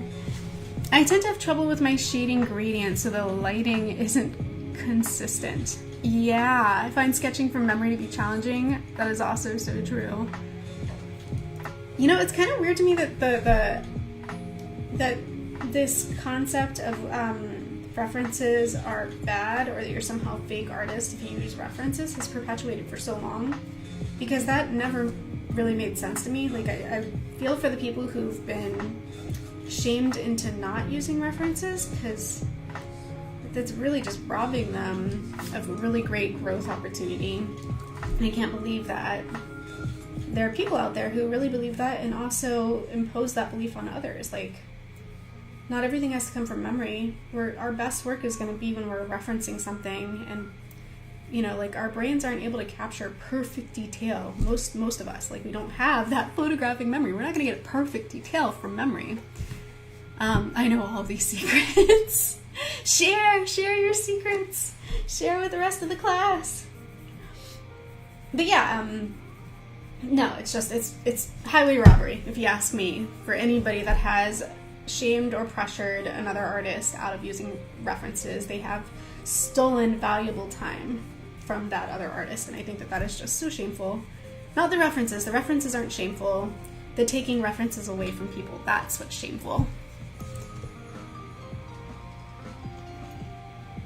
Right, Justin? Thank you. Hello, with the common sense. You'd think that argument would have been put to rest, like, I don't know, decades ago or something, but I still see videos on YouTube all the time of artists justifying the use of references because somebody out there has put pressure on them or shamed them or accused them of not being a real artist for using references. And as much as I like to draw from my imagination, even this is imagination. These aren't real things. These aren't real characters. This isn't a real place. But I'm still using references. So there's nothing wrong with it. And, like, it's not better or worse than drawing from life. And it's not, like, there's nothing superior about it. Like, I think if you really want to get to a place where you're a superior artist to who you used to be as an artist, because really the only person we can be better than is our previous self, then challenge yourself to do all those things. Draw still life, draw from imagination, draw different styles, even styles that maybe you don't like. Like, I've never really been super fond of anime, personally. Like, maybe I'm just super boring, like, basic Disney fanboy or something, I don't know. But I've always kind of preferred more Western style cartoons, but, like, I still appreciate anime and I still try to learn from it, even though Like, I tried to take S Comic Maker's anime quiz she did recently on one of her videos, and like, I got like My Hero Academia. That was kind of it. That's all I knew. And if I Am Trash is still in the chat, she would be so disappointed in me. Like, I know she would be so disappointed in me for that, but we'll just pretend I didn't bring it up. To be honest, I still have trouble allowing myself to use references. It's really weird. It's like an internal code or moral thing, and it's hard to explain. That's what I mean. Like, whoever put that feeling inside you or put that thought inside your head, they are terrible for that. They are absolutely terrible for that. They have taken something away from you that should be by default, like, in your arsenal of tools. It should be a part of your process as like a natural, like, you should naturally be like, oh, what does that look like, and want to go look at it and want to go see it and want to use it to better your work. And the fact that people have been programmed out of that or to feel bad about that is so upsetting. It's so upsetting. And like, even you prefer, like, you are an amazing artist, but the fact that you too have had to like to deal with that feeling, and like that it bothered you enough that you are contributing that now to the discussion, it just goes to show how it prevails. And like, I don't know why anyone would have ever, and yet they do, thought that it was a good idea to perpetuate that idea or to even introduce that idea to a conversation. It's ludicrous to me. Okay. So I'm going to bring myself back up in the corner here, since I have that empty desk space off to the side where my hand is tapping, tap, tap, tap, tap. And just so you guys can see me while I talk to you as well. And so now we have a cart here. We have sort of our camera angle resolved, thankfully. It's weird how I'm just using this one prop to sort of build all of our scene so far for the last couple pages around. But now we have... So we know from here that Crumpleton Batterson landed right about there, and that's probably the only reason why he's tall enough even to be in this this wide shot here with the rest of the crew. So we will add him right back on here, like he's just standing on this yoke over here.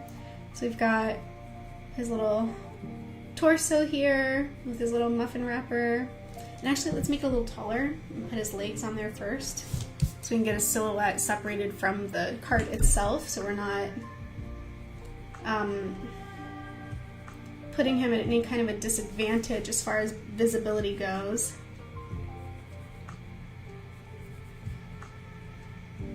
There we go. So we've got this fella right here, legs and all, and then we'll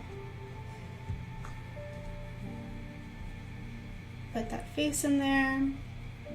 Give him that headspace. His little arms with his little, his blueberry hands. He's got blueberry hands and feet. This is one reason I stopped drawing. I felt like everyone referring to me as a fake artist because of the need of references, especially, or eventually I believed that and stopped being an artist. No! Okay, well, for all of those people who said that garbage advice to you, let me say that they were absolutely, completely, and totally wrong.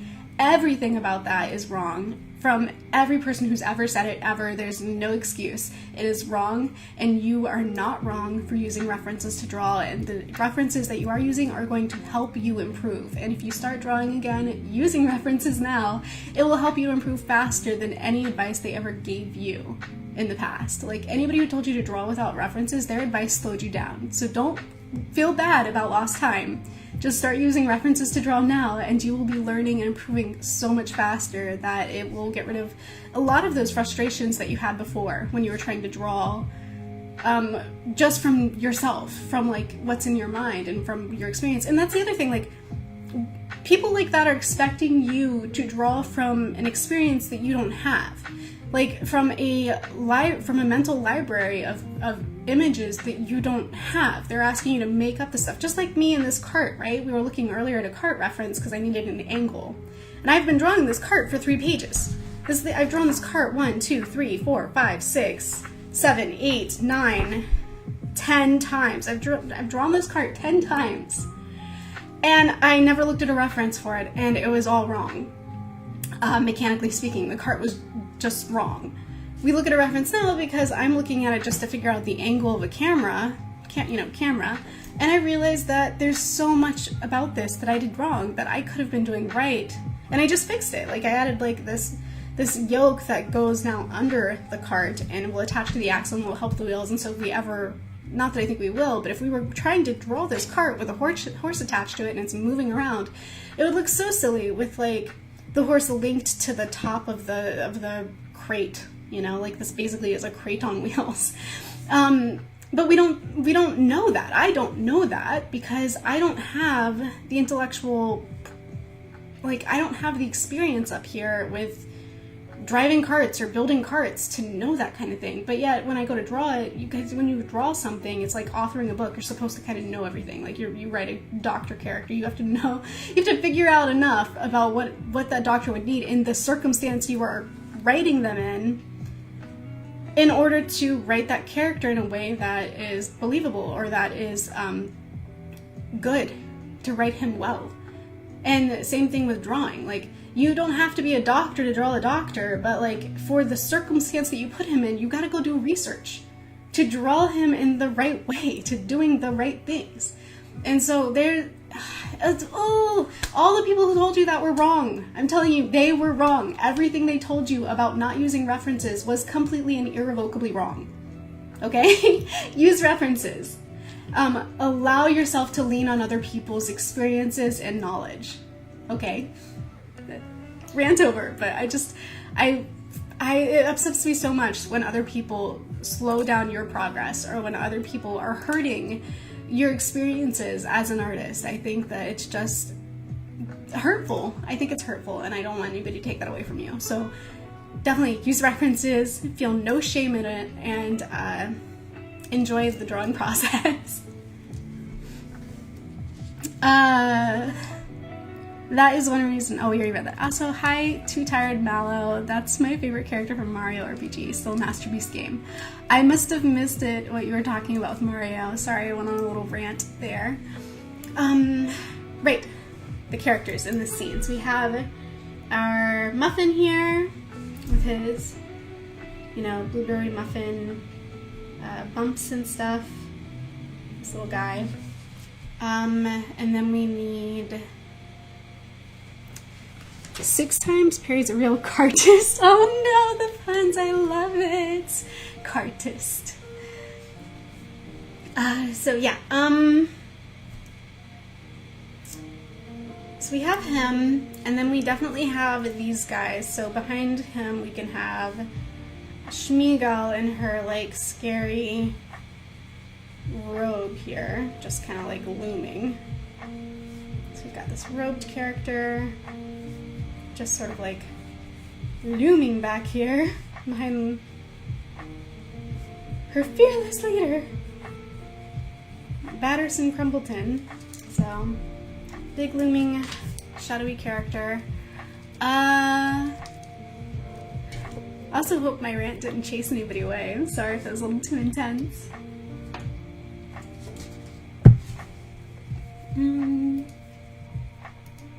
And then we have Dr. Crow. Should he go next? Maybe. But also, before I get too carried away with that, we gotta put in the cart Candy Lamity. So we have this sack in here that she's kind of poking out of. I'm gonna sit her up a little bit at this point because I feel like she's been just sort of laying low for a while. And I want to give her a little bit, maybe she's got leg cramps or something. She needs to move around and adjust a little bit because she's just kind of been laying there for so long. Poor thing.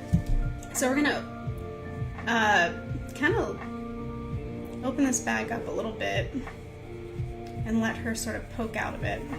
So let's just shade in this area right here because that's that sack she's been hiding in. And I want to differentiate it from the cart. The interior, and then we'll just put her head right about here, shoulders here.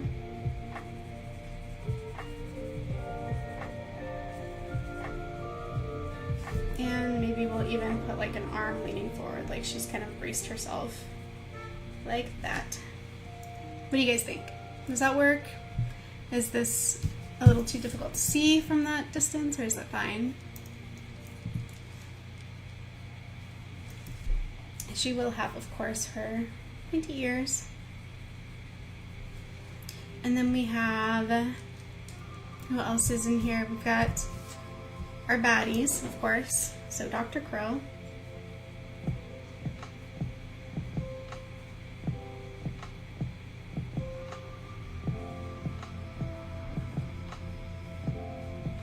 And we'll go with like about that size.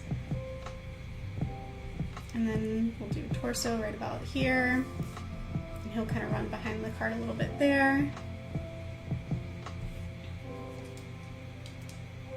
And Candy Lamity. So should I move him over then? Space saving wise. Let's do that. Trying to make, how many characters are we putting in here? Whew, it's gotta be a lot, right? So it's one, what, these four. Okay, whew, head count. Because I gotta think about this. We have so many people here. So the 4 villains, okay. And 1, 2 with Dave and Zelda. So 3, 4, 5, 6, 7. 1, 2, 3, 4, 5, 6, 7. Yeah. 7 plus 4. Whew. 11 characters. Okay, 11 characters in this panel. I definitely gotta move them over because I gotta make 11 characters fit. 11. Like 11 from Stranger Things.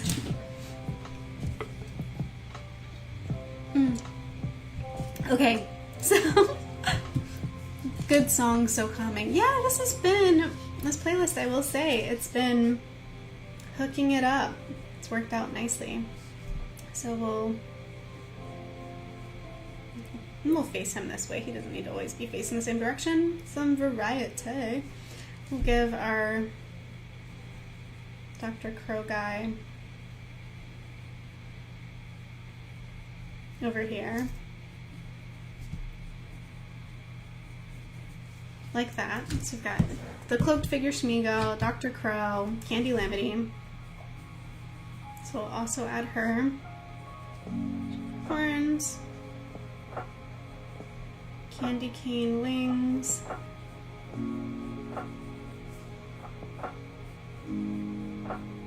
Here, just, you know, kind of roughing them in.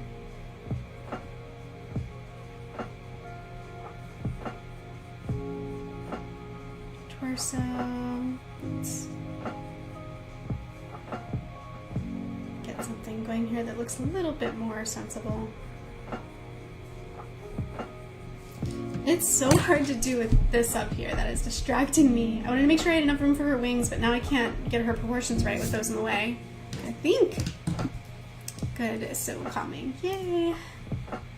Calming song, calming music. And then her wings. And her straight hair. There she is.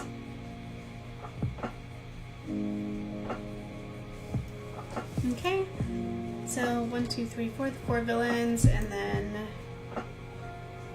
Candy the kangaroo leaning out of the sack here. A little bit silhouetted. I might even just do her as a silhouette there. I think that might help her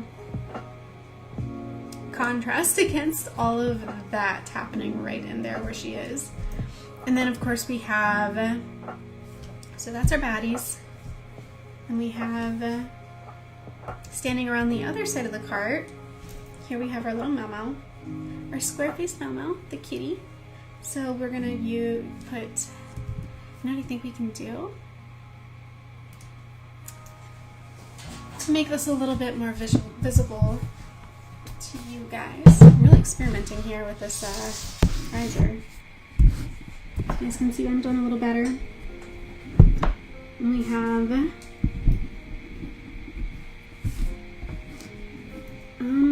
See, I didn't want to put the back of the card under here because I didn't want to put our cast under here, but now I've got all this empty space here and I'm backed into a corner here anyway. That was not my goal.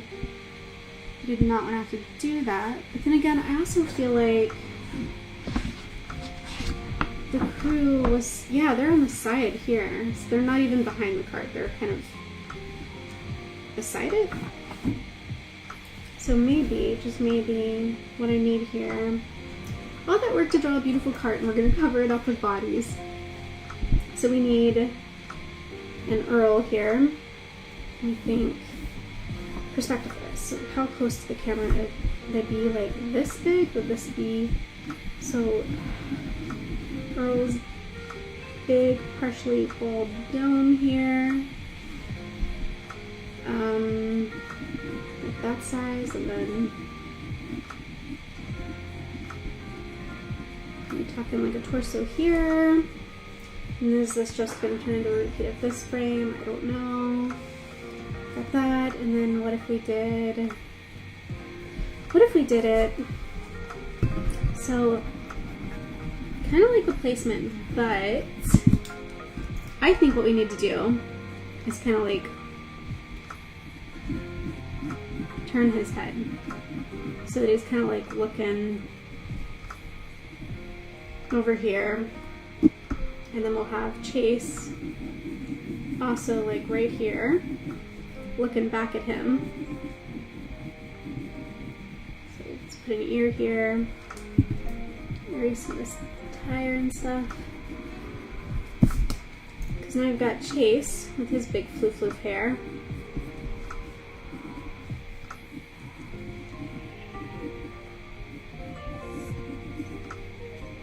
Looking at Earl, but we also have one more full-blown human to squeeze in here too. We have Mrs. Claus, and she's gonna have to come out from behind where she was hiding.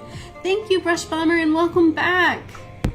Trying to fit 11 people into this one panel, so I'm doing what I can. I'm figuring it out. That we're troubleshooting right now, brainstorming even.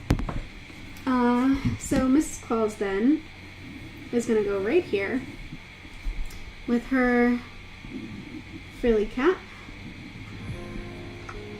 which I will also want a reference for because holy crap, I don't know how to draw that. I don't even know how I drew it the first time or the second time. I guess this is the third time I'll be drawing it. But we'll have Mrs. Claus's frilly cap here. What kind of hair does Mrs. Claus? How did we do? She had like short and curly, like short and curly hair like that. And a turtleneck, I'm pretty sure. Yeah, turtleneck. You're not seeing it when I flip the page, but it's there, I promise.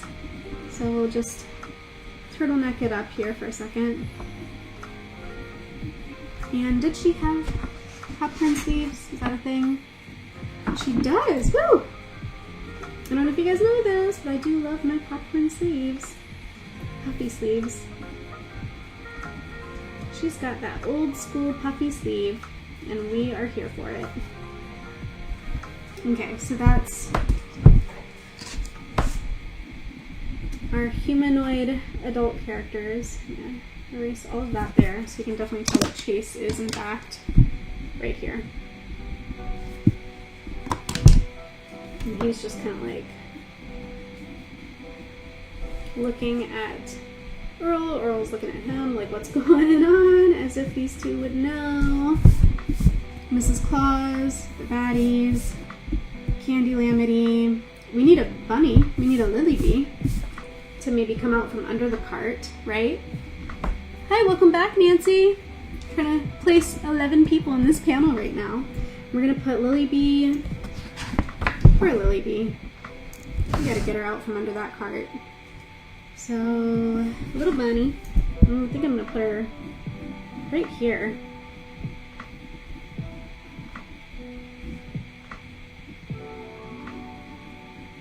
Maybe give her some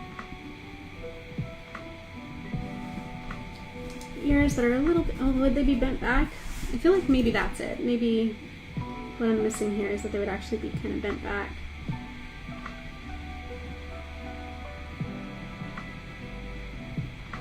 There we go. So we have a Lily Bee here. That's going to be her silhouette. And then we need one more, right? 1, 2, 3, 4, 5, 6, 7, 8, 9. No, I need 2 more. I know one of them is Zelda the Cat. Who else? Dave! Oh, I can't forget Dave! Okay. Alright, so Zelda the Cat and Dave need to also fit in this. We gotta make all of that fit here. Okay. Let's see. We've got... Maybe because I feel like... Let's put Dave here. His cute little Shrek ears. And his little flowery, petally mane.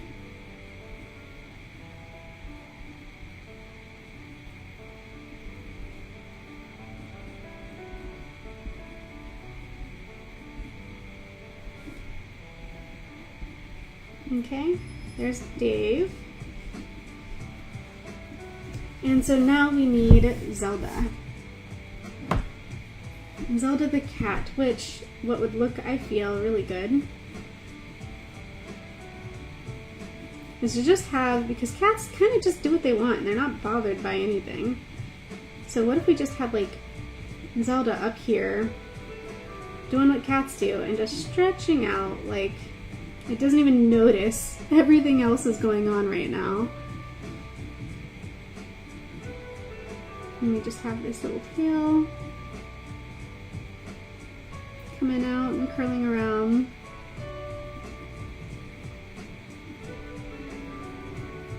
And little cute head. Cat ears. Did I make the tail too long? I might have.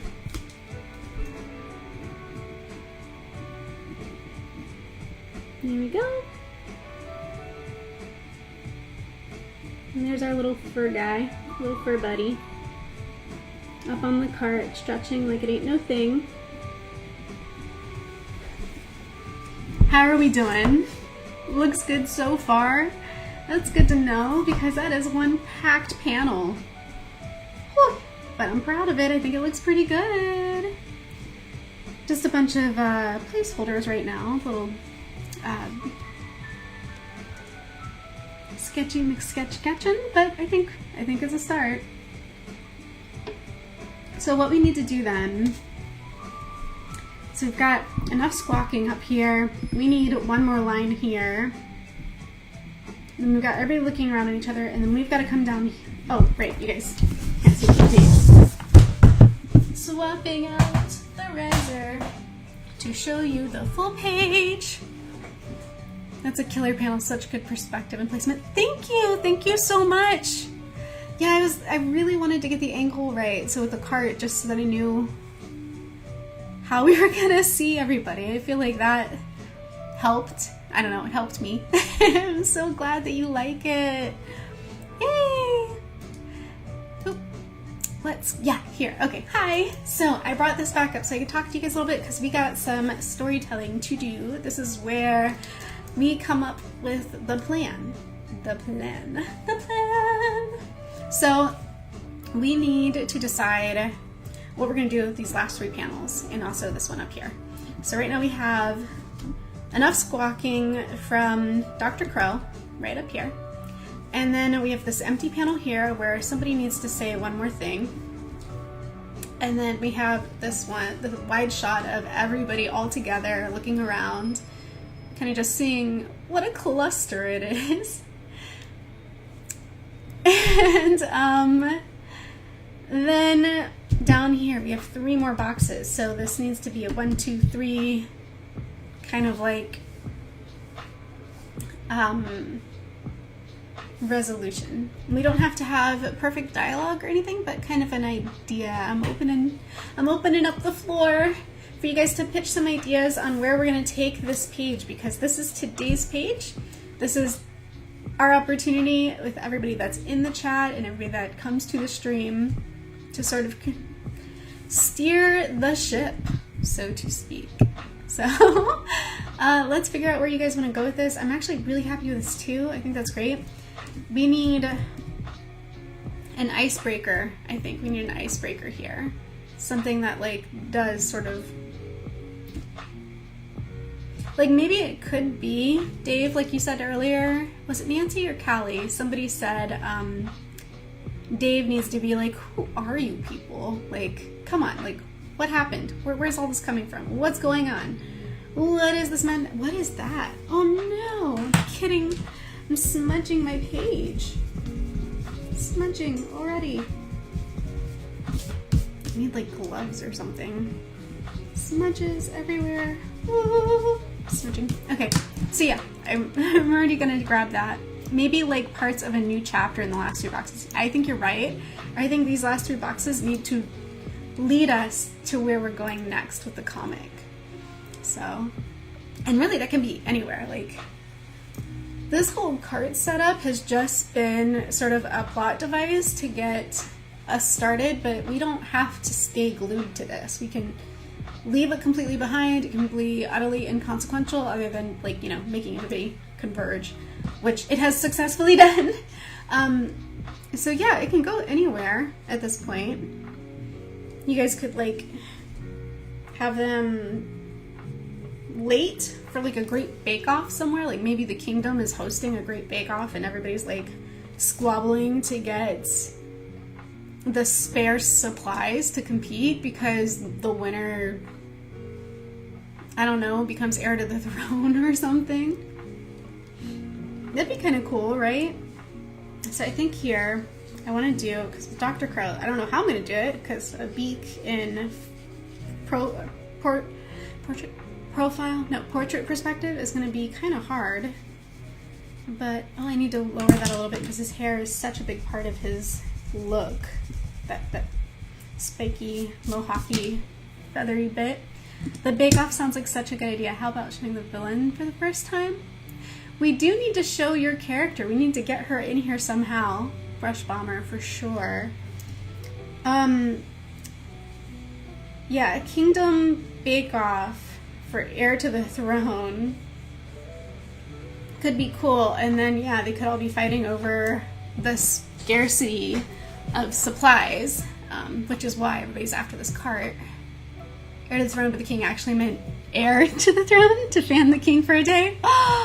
Oh, I'm screenshotting that so I don't forget. That's hilarious. Ba, ba, ba, da. There, now I won't lose that. Those notes. Excellent notes. Yes, okay. So now we've got Alright. I'm gonna draw Dr. Crow up here. But we still need to figure out, like, so I think we got Dr. Crow here, Dave yelling at, like, who are you people? And then all the people kind of like looking around. Villains, so far our villains are these 4 here in the middle. This highway bandits, more or less. These are our villains, the highway bandits that are trying to rob this cart. I apologize, I have not been on this ship as it has been steered. Can we have a story review, or is the story too far along? No, we can have a story review. I think it's a good time to talk about it. So it's really just flipping back 1 page, because we've got this spread, this beautiful piece of collaborative art. So here's our story so far. We have everybody's characters that they designed, and we just had them all sort of in their own way discover this cart that has been broken down in the middle of the road, and inside it are supplies that got left behind. So everybody's sort of like poking around trying to get close to it and take whatever's in it. We've got Chase, Earl, Dave, who really, truly, truly deep in his heart believes that this cart belongs to him because it was left in front of his burrow. Zelda the Cat. And then over here we have Lily Bee, who was in the cart when it was ambushed the first time, and so now she's hiding. And so is, in this shiny little bag you see in the middle of the page, is Candy the kangaroo. She's also hiding. She was originally in the cart when it got ambushed. And over here, hiding behind the tree, is Claus, who's also a baker. And she is hiding behind a tree because she was a part of the original ambush.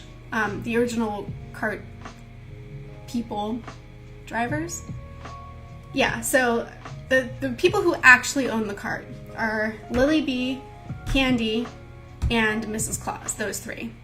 These 4, Earl, Zelda, Dave, and Chase are just trying to loot. They're trying to loot. So they're kind of like your medium or your gray area characters, and then these four right here, the actual ambush people, are your bad guys who ambushed the cart to begin with and who are back to collect the spoils. That's the whole story so far. So now we just gotta figure out where we're going with it, because we haven't really, aside from making a bunch of baking puns, because we have like so many food related characters, we haven't really established the deeper meaning to the story or why they even want the cart. That's what we're trying to figure out.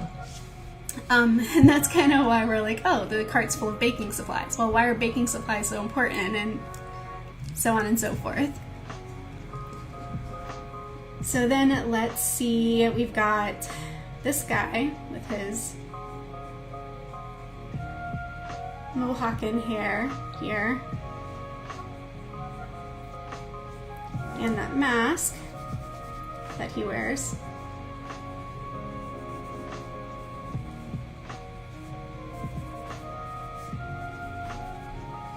And that's gonna be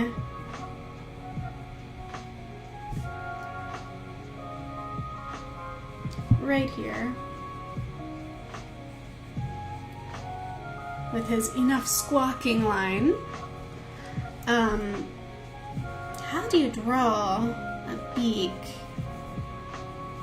Like this, I guess, in forward-facing perspective. If you want to flatten it out, you just kind of do something like that, I'm thinking. And then he's got on his coat, because he's Dr. Crow. So we'll do like a little bit of like a lab coaty color.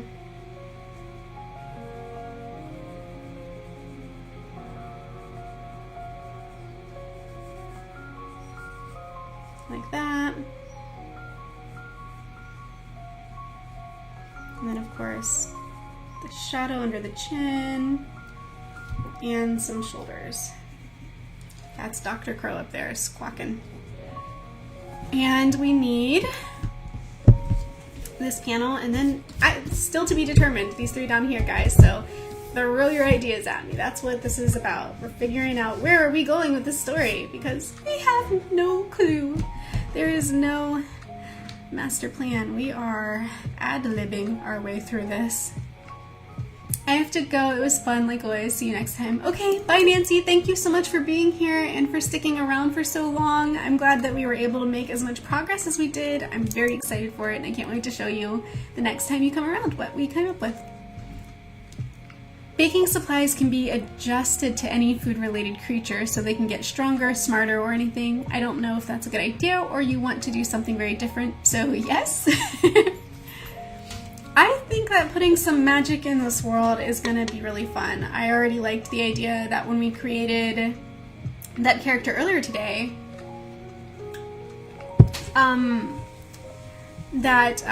she's a witch, right? Like she's a garden witch. So we've already introduced the idea of magic, plus we have like these very non-humanoid type characters as well. So I think it's kind of it goes without saying that magic is definitely a green light go in this comic. So I think we can definitely continue with the magic theme, and certainly having some magical properties on these foods just makes them that much more valuable. So I'm all about it. Okay, and then let's see. Oh, right. Up here, Dave. Cute little Dave. I just want to take another look at Dave because he is so cute. Look at this guy. Look how cute he is. And then I need to be able to draw him again, being just adorable like he is, because he is, in the next panel. And then we really got to figure out how we're going to resolve this page. So let's see. We've got Dave up here. Shape language. Do we want him like kind of trumpeting? Like, first of all, let's give that body some really strong line of action, right? And he's kind of like a little bean. He's got like a little bean body, kind of potato sacky, like that. We'll get rid of like that. Dave. And he's arching back because I kind of almost want him to be like his hands are here. around the mouth, kind of. Oh, wait, I drew it too big. He's gonna go outside the panel. And I could break the panel, but it's so close to the top of the page, I might just end up running off the page. And that makes sense. Lily B made the wheels. It's why the cart broke. Rabbits don't have opposable thumbs. Oh, poor Lily. She's gonna be so guilt-ridden. That's so sad. Don't worry, Lily. We all have our challenges. So let's get Dave's head up here, and then his little trumpety snout thingy. But also, like, I feel like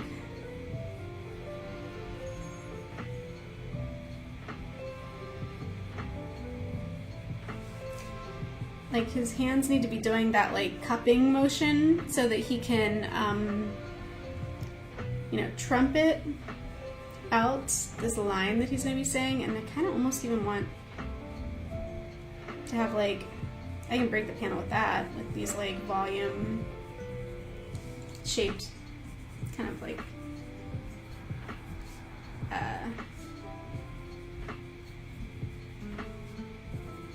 noise kind of things. I don't know. I probably didn't do that right, but you know, you just kind of work your way through an idea, you know, feel it out, try a couple things. Everything's gonna be okay. We're gonna get this one done. It's really interesting how much your art improved from drawing all of this. Oh, thank you! Yeah, I am kind of just, you guys are seeing it kind of from the beginning, because I started drawing on paper, like, what, one video ago? When I made my my Ghost-tober video. That was kind of like the beginning of me drawing on anything but the computer. You're streaming for 2 hours now. Don't you need a break? I'm going till, so I've got half an hour left. I kind of try to stream from 7 to 10 my time. Last time I had to definitely cancel a little early because we had the dream journal incident. So, which we will try to do. Okay, we will try after we figure out where these 3 panels are going. If there's time left, we will read an entry from the dream journal, and we will test our luck with the dream journal curse, because last stream we tried to read from the dream journal and it crashed. Well, I'm assuming it crashed my computer, and when I rebooted the stream, we lost the casting from the top-down camera. So it was definitely a little bit of an experience. So are you a digital artist? Yes, yeah, originally a digital artist. I started drawing on an iPad with my finger. I didn't even have a stylist, like back in 2011, I think. And I made my first comic while on a deployment, and it was called Zombie Chiefs, and basically just made a military zombie comic. And that just shot straight through till basically now, where I stayed working digitally on tablets and on computers and on, like, just anything digital. So I haven't really spent a lot of time with paper and pencil or crayons or markers. I still haven't used markers at all, and I don't know how, so I'm looking forward to figuring that one out.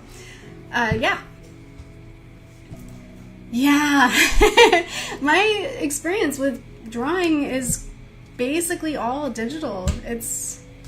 I am rediscovering, or, well, really for me, discovering traditional media kind of for the first time. I drew, like, as a kid, you know, like, kid stuff.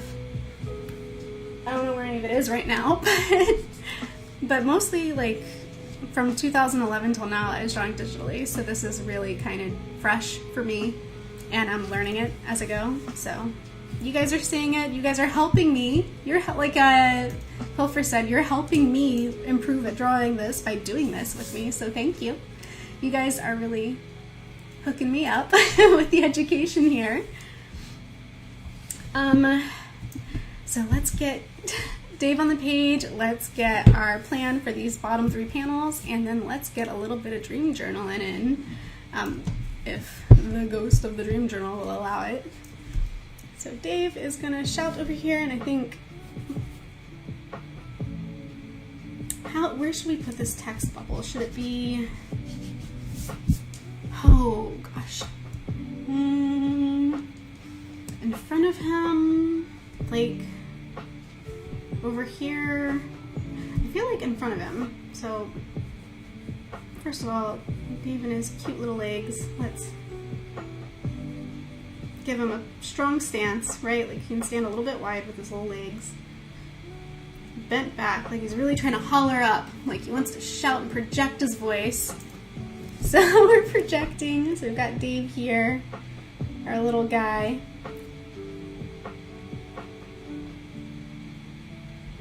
Projecting his voice. And his little flower petal mane getting caught up in the mess.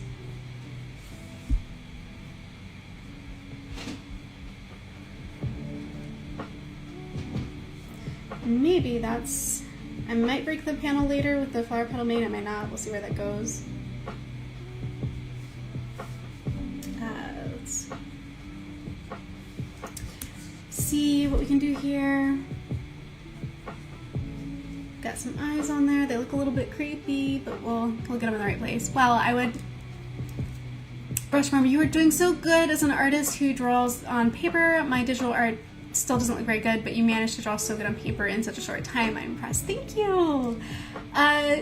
Mallow, wow, I would never have known. Your art is very professional. It's inspiring. Oh, thanks. There may be hope for me yet. There is. There absolutely is. I completely believe that. We can all learn how to draw. We just have to allow ourselves the time and the practice.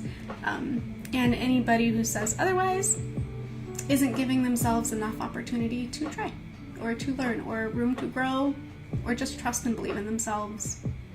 Maybe trust and believe in other people. I believe in you. You can do it. Okay, so Dave here. Our cute little Dave. Shouting to the world. As much as I like that, I gotta erase it for a second, because it's getting in the way of his design. This guy's got like a whole mane and everything, so we gotta do that. And maybe I'll like find a way to add, you know, some kind of like sound wave lines. But first, let's get, what if we started with like one like this, but then we like attached it, right? Like do one of those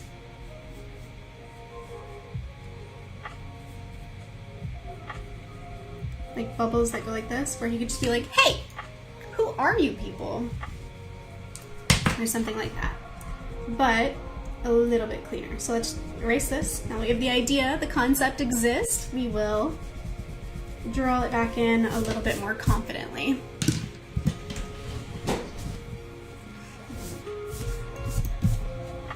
Honestly, I don't even know, like I'm just coloring with colored pencils as carefully as possible because I don't know what I'm doing, so I'm just being really careful. I think that's, if I had to be like, oh, that my technique is this, that's how I do it.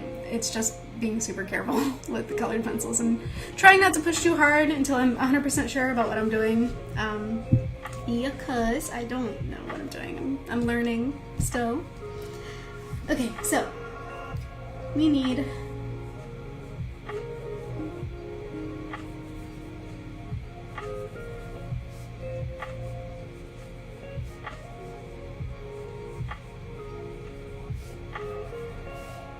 like this.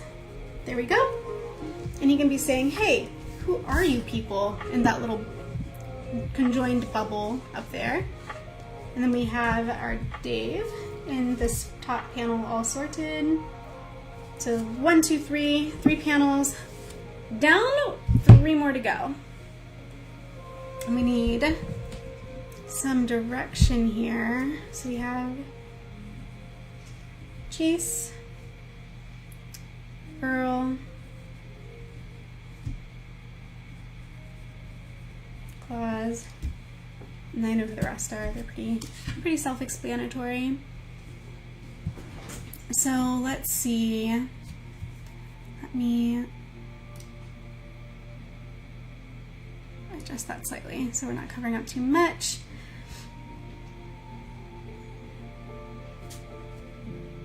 I might even rewrite and draw this later before I ink it, just to adjust the placement ever so slightly.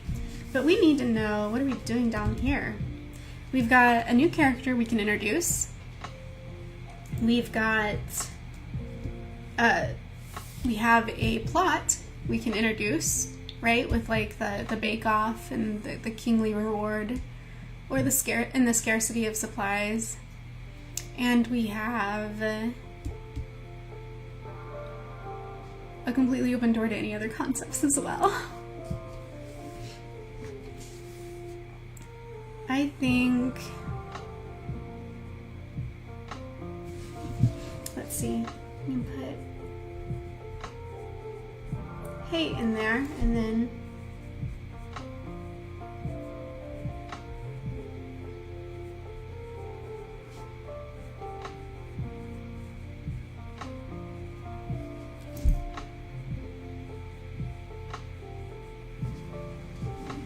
hey, who are you people up in the word bubble?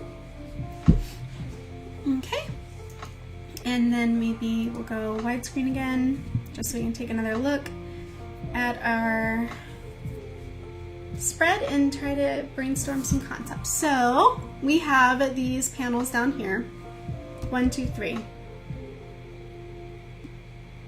You know what else? I'm thinking Brush Bomber. We have all this open space here that's not used, and we have a character that's not introduced. What if we had her just sort of poking around in the woods back there? Or do we want to save her for where we're going next? Maybe.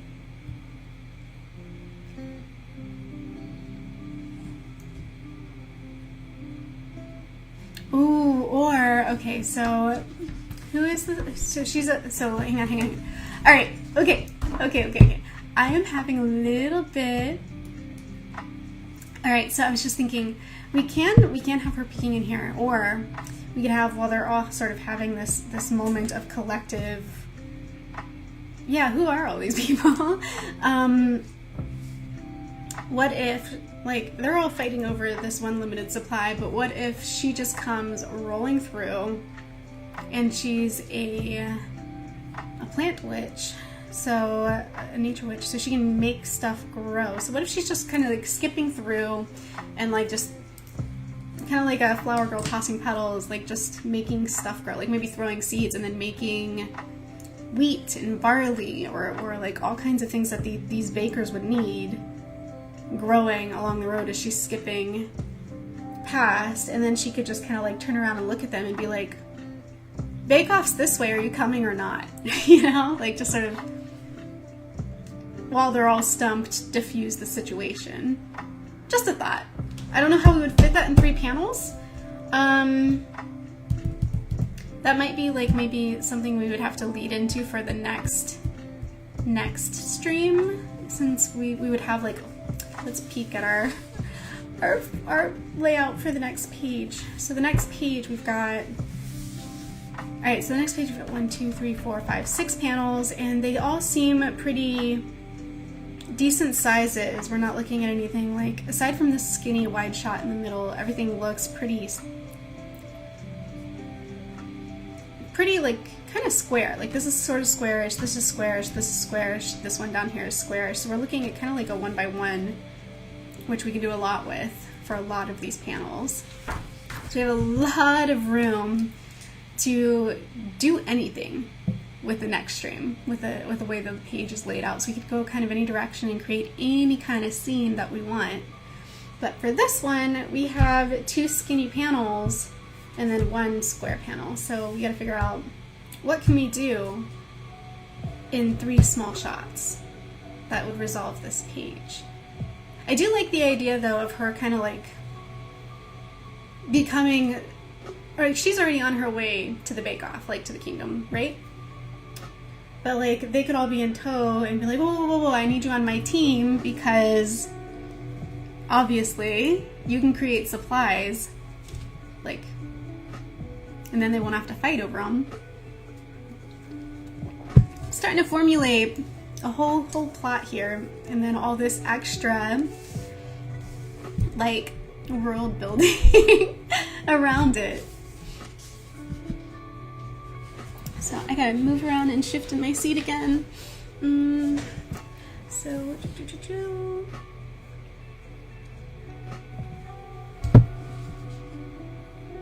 and just because I think it'll be fun and we have this empty space here.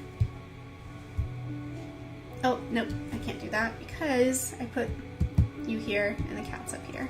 I was gonna say that we could put the cat next to Dave just because it'd be cute. This should be a book. I mean, it kind of is. Like, it's one right now, but it's like a limited edition book, like a limited one copy edition. But it's like the original, I guess. That's kind of cool. If we really end up carrying through with this and we resolve a whole story, maybe I can do like a really good quality digital copy and then like put together a PDF or something and give it to everybody who's in the stream.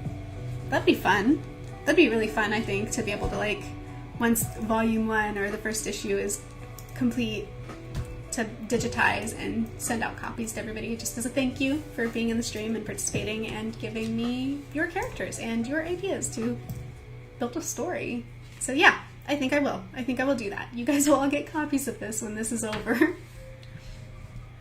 So that still leads us back to our conundrum here with this bottom 3 panels. We gotta resolve this story in the next 15 minutes. It's like the reverse idea you had for Mutano. It kind of is, huh? It's kind of like just working backwards from my much older story. Man.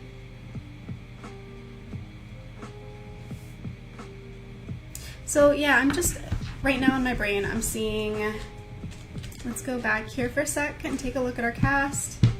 Mia here. Mia. M-I-A. Gotta have like, so I have this idea, give me a minute. Okay, standing by. Could you merge multiple panels with one image? Continuation from one panel to another.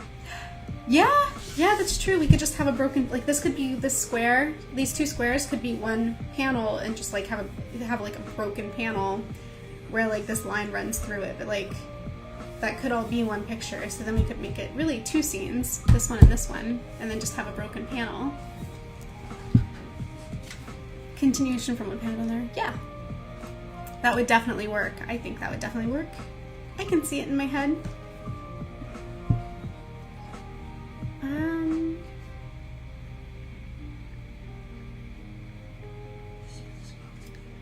So I'm gonna stand by because Brush Bomber said she had an idea and I don't want to rush ahead without that.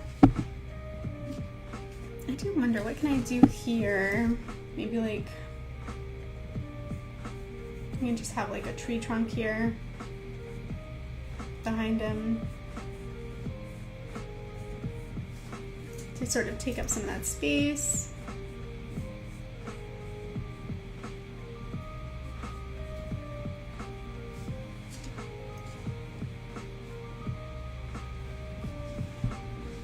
This music too has also worked out really well for having been a completely sort of like blind grab at like royalty-free music to just have something in the background.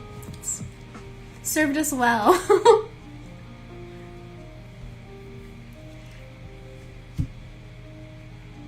Okay, so we have, I know this is Chase's floofy hair here. Let's make room for that.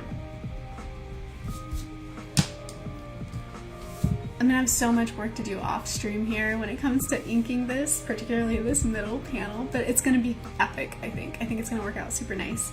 Okay, so as example, the eyes, masks of the villain trying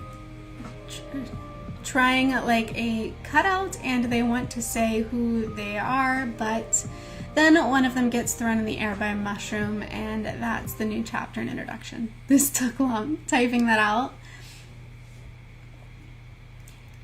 Okay, so let me read it again. Make sure I understood. As an example, the eyes or mask of a villain trying like a cutout, and they want to say who they are, but then one of them gets thrown in the air by a mushroom, and that's the... Oh, I see, because she can sprout mushrooms. They can just like shoot up into the air. That would work. That would be an abrupt way to sort of bring that into the picture. And a nice little action shot is always fun for a comic. Hey, it's okay. Typing, or you're probably typing on a phone too. That can be a little bit hard, a little bit tricky. So let's see. We have, all right, so story progression wise, we've got, I won't sugarcoat it, I know a guy in Drury Lane. Oh yeah, haha, cause you're a muffin. And then enough squawking. Hey, who are you people? And then collective, looking around, like, everybody. We could even, there's room here if we wanted to add like, the bakery bandits. They could be like, we're the bakery bandits or something up here, since we have all that space. And then down here,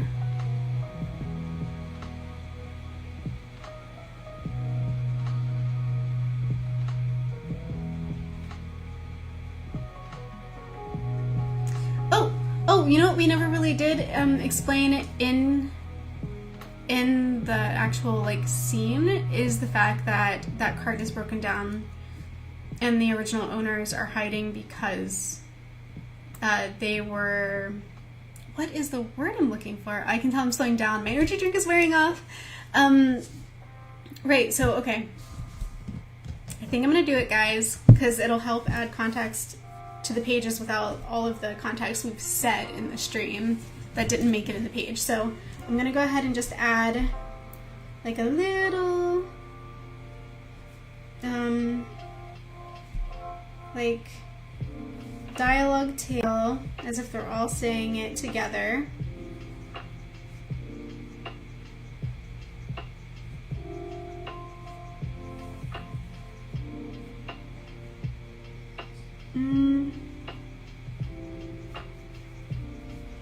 Something like that, and then they can just say, we're the bakery bandits.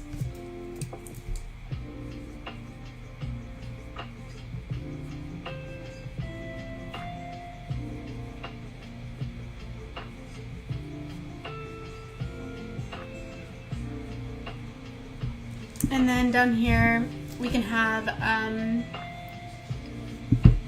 I make so many typos, honestly, when I comment on other people's streams, so please don't ever feel like self-conscious about making typos in my stream, because trust me, I make them all the time. It's completely okay. So we're the bakery bandits from those three up there, and then we can have let's say who do we want to, it's got to be one of the original three, so it's got to, that were in the cart. It's got to either be Mrs. Claus, Candy the Kangaroo, or Lily Bee. One of those three, I think, to explain, so to catch us all up in what all happened in this situation, because we sort of just jumped in on the people hiding already. We gotta explain why they were hiding in the first place. So somebody needs to be like, they're the ones who ambushed us. That needs to happen here. So it needs to be like,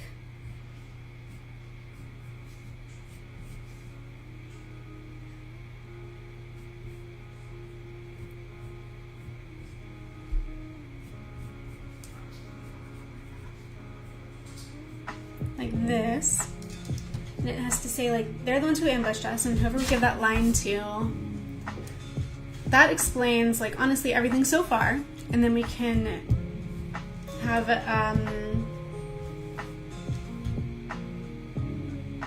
somebody else here. If we wanted to be a villain, maybe we can do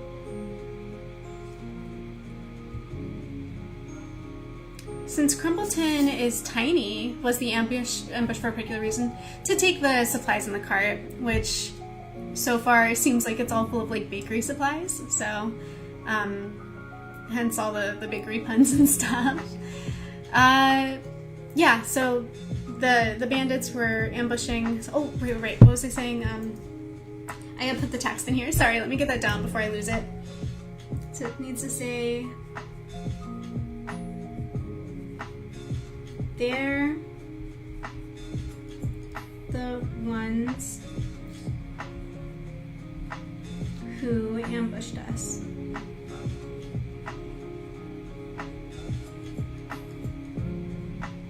Okay, so that's that line, and then we'll put one of the original 3 here. I ate too much. How am I expected to work like this? Oh no, what did you decide on? Did you end up going with the BLT? Did you get a burger, or did you go with wings? What was your choice? The bravest one should explain. Pilfer, who do you think is going to be more brave? Lily Bee, Candy Kangaroo, or Mrs. Claus?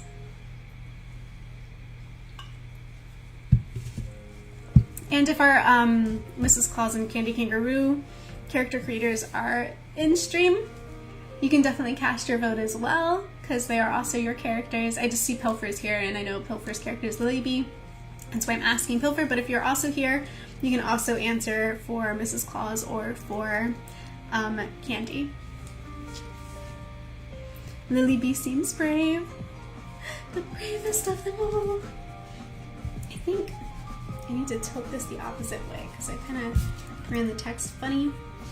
So we're going to... Yeah, like that. Okay, they're the ones who ambushed us. And then I got the BLT and I sent a pic in Discord you can look after. Yeah, that's gonna make me, I'm definitely gonna end up making my own BLT after this. After all this talk about BLTs. Lily Bee is brave. She is a bit disunder, anime term. Lily Bee is braves. Okay, so it sounds like it's Lily Bee who's standing up to them and saying, they're the ones who ambushed us. Point the finger, Lily Bee. Expose them. Expose them for the bad eggs that they are. Alright, so we've got Lily Bee here.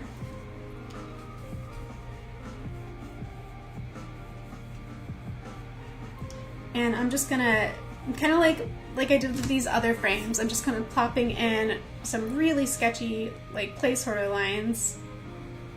And I'm not going super into detail, so if I'm messing up your character's anatomy or anything, don't worry, I'll go back to the references before I ink anything. I literally had to stop drawing Lily Bee because I drew her too often and got nothing new done. That sounds like a good problem to have, though. It does. I don't draw my own OCs very much. I've always been really big on drawing everybody else's, but not my own. I'll draw my own like once, maybe twice, and then I just use the same picture over and over when I show people. I'm like, yeah, this is my character, and it's always like the same picture.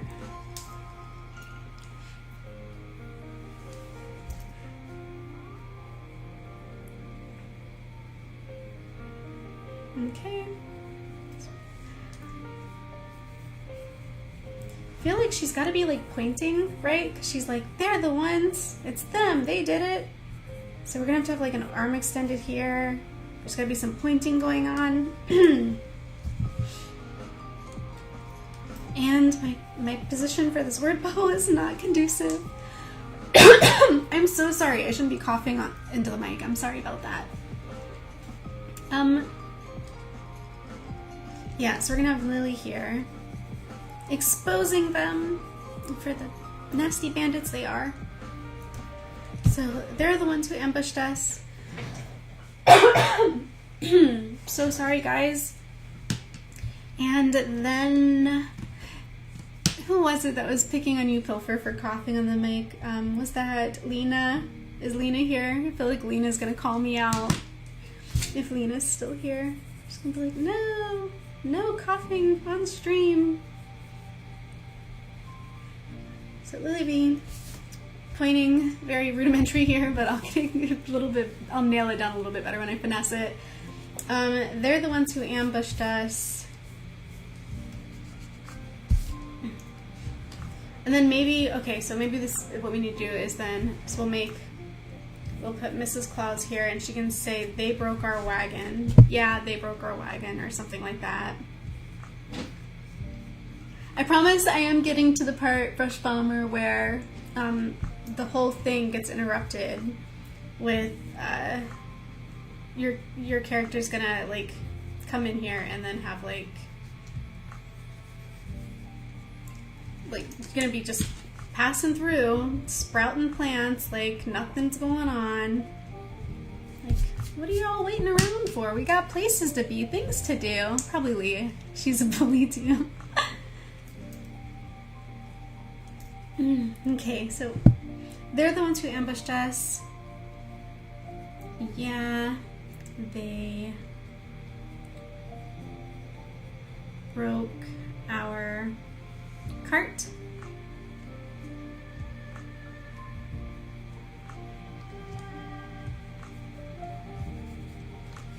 So then we've got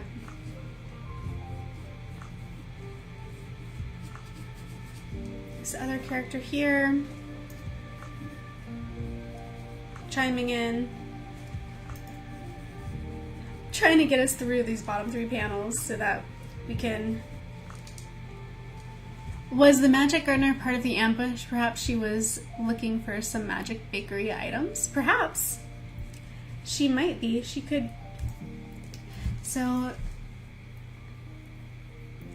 let's see. We've got... Oh, you guys can't even see what I'm doing on the bottom. Whoops. You can kind of see a little bit. I'm just sort of super roughly penciling these in. And, let's see. So... Sorry, so was the match? Sorry, I am not familiar with all the characters. That's totally okay, Mallow. I don't expect you to know all the characters. I'm surprised when people do remember. Like earlier, Callie was like, "Oh yeah," and then Chase can do this thing, and Chase isn't even her character. So the fact that she knew that surprised me, that she remembered the characters, and I was just really impressed. But by no means I don't expect it. So if you come in here and you know the characters at some point, then yeah, I'll just definitely be impressed, but I'm not pressuring anybody to like study this or know all the characters. I'm just glad you're here and that you're enjoying the stream, and I appreciate it. Magic Gunner part of the ambush. So not initially, since we just created her, that wasn't something I intended or planned. I mean, obviously we're all planning it together. But I do think Brush Bomber wanted Mia to be sort of a trickster type, a prankster type. So it's possible she could be involved. But I also wonder, like, we had also considered the potential. I know it's getting confusing, but it's all nebulous because it's not set in stone yet. So there's infinite possibilities, you know, like infinite timelines. There's the potential to use her as sort of a transitioning character as well, to get them out of this rut with this card and moving on toward the greater plot point, which is sort of sounds like from this stream, the kingdom is having this bake-off. And it's really important that everybody that competes tries their best to win, because it comes with like prestige and money and status and all that stuff. So if we do pursue that line of thinking, then we've created sort of a team mentality and a competition style comic for the rest of our story, where we've got these teams that are all competing in this series of events, and we can have a lot of fun with that. And it also gives us an opportunity to create to group people, which I think also helps storytelling, grouping them, but then also to pit them against each other in a very structured way, since it's a contest. Brush Bomber, you write? What kind of stuff do you write, and do you post it online? Ooh, good questions. Those are really good questions. Let's see what she says. What is Brush Bomber? Secret to writing. Where's the secret sauce? Alright, so they're the ones who ambushed us. Yeah, they broke our cart. And And what if, so then we've got Candy Lamity, or not Candy Lamity, sorry, Other Candy. We've got Other Candy looking up from inside this cart, right?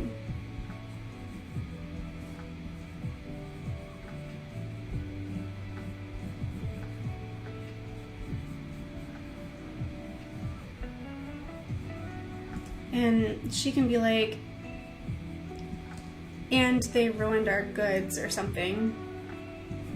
So they're the ones who ambushed us. Yeah, they broke our cart and they ruined our goods. And if we end on that, not only have we established who the three different teams are in the next page on the next stream, we can then introduce the whole concept of why all these people are after these baked goods, you know, the contest, the other characters. So Brush Bomber will be able to bring in the next page your character, and I think she's going to be sort of the arrow that shoots them off in the right direction. I think that using that to her advantage is going to be so much better than like what I was thinking when this stream started. And yeah, I'm really excited for the next page. I know that this is going to look so good once it's inked and colored. But where this is going story-wise, the fact that we have a plot now is so exciting. We have 3 different teams of characters, which of course we're going to want Mia to join one of the teams, and they're all probably going to want her on their team, so that's going to be interesting to see where she goes there. Brush Bomber, we got to find out, who does Mia choose? What team does she join? Yeah, 3 teams, 1 contest, 1 crown. Find out what happens next on the next stream. Drawing with Perry. Oh, but for this one, let's go ahead and, what was that last line? They're the ones who ambushed us. Yeah, they broke our cart. And ruined all of our supplies. And I think, too, if we end on this line, the fact that everything in the cart is ruined, it's also going to diffuse the situation with this, basically like this mad dash to get into the cart and take what's worth taking if everything's already ruined, and push us more towards the competition and moving on, so that they can get what they need elsewhere. So let's go ahead and take a look. Let me go full screen real quick at what we have from today. We have enough squawking. Hey, who are you people? We're the Bakery Bandits, right? Cool seeing everybody in their location, totally established. Black Cat Kitchen, this cat looking amazing, even in silhouette form. And then down here we have Lily Bee. They're the ones who ambushed us. Mrs. Claus, yeah, they broke our cart. And Candy, Kangaroo, and ruined all of our supplies. And that will be our page, our beautiful, beautiful page that we will start with next week. Just like this time, when we started with a fully inked and colored page, that's how we will start next week before we dive into the rest. We also established a brand new character today. Thank you, Brush Bomber, for giving us Mia. She is going to do wonderful, wonderful things, and I am looking forward to adding her to our story, starting with the next page. And do we dare try the dream journal to wrap this up? It is 10 o'clock. Nice also nice brush. I write stories, but not in English. If I do, they are mostly about 5 sides. Very cool. I am so excited for the next one. Yay! I'm so glad. So yes, I think this is going so well. I'm so excited because I didn't know. Like, you guys know that I didn't know. There's no way for me to know where this story was going to go. There's no way for me to anticipate who was going to show up, what characters we were going to use, what they were going to be interested in, or what their personalities would be. So all of this is because everybody decided to participate. The fact that you guys use the chat, you don't leave me in here talking to myself, you give me things to work with and a story to tell, is why we have a series of streams and a comic book. we have a comic book because you guys are here. That's the beauty of it. So I'm really excited. It looks really good. I'm impressed. And also I'm impressed with the story, especially now because it's really starting to get good. Let me go. So let's see. Very cool. Okay, yes, what's the dream journal? Thank you. Let me grab the dream journal. Full disclosure, it might be cursed. We tried this last week with the dream journal, and we opened this up to a dream from 2014, and I tried to read it, and my stream just cut out, my camera cut out, everything sort of went dark, so. Oh, and I am honored to be such a big part. I am honored to be a part of such a big project. Thank you. Such a big part. Yes, I am so excited too. I'm really glad that you're here. And I hope that you make it to more streams. I think it'll be wonderful to have your input. Oh man. Okay, so do we pick a different dream or do we try the same one? Do we trust the ghost of the previous dream? Hopefully this is all safe to read. Alright, well, que sera, sera, I guess. Let's go with it. Let's find out what happened in December 22nd of 2014. I feel like I need like scary music for this. I dreamed about a family staying the night in a haunted house. It wasn't my family, but in the dream I was one of them. As the night started, we were all in sleeping bags in one room together. The door to the hall shut on its own. Someone said, "That's cliché," and I agree. Then the door opened again, and there was a little red light floating in the darkness. A little toddler girl ran after it. I got chills and realized I was scared, cliché or not. I chased the child. Many of us did. She fell through a hole in the floor, down a level, and fell into some insulation shaped exactly to her body's outline, including the pose that she fell in. "That's not a coincidence," I said. The little girl got up, but she didn't look right. Her hair turned into shreds of cabbage, and her face looked like a doll. Then we were looking up from the hole in the floor to the grand staircase. One of the 11-year-old boys was on it, standing off balance, leering over the rails, looking inhuman and grinning like a shark. He was playing with sharp objects in his hands and babbling about Mama, the house. I and the older kids started running, but they got picked off one by one and possessed by the house. Only one older brother and I made it to the door to escape. Then the 11-year-old with knives tried to cut us off, but we slipped out. Angry and confused, he screamed, "How?"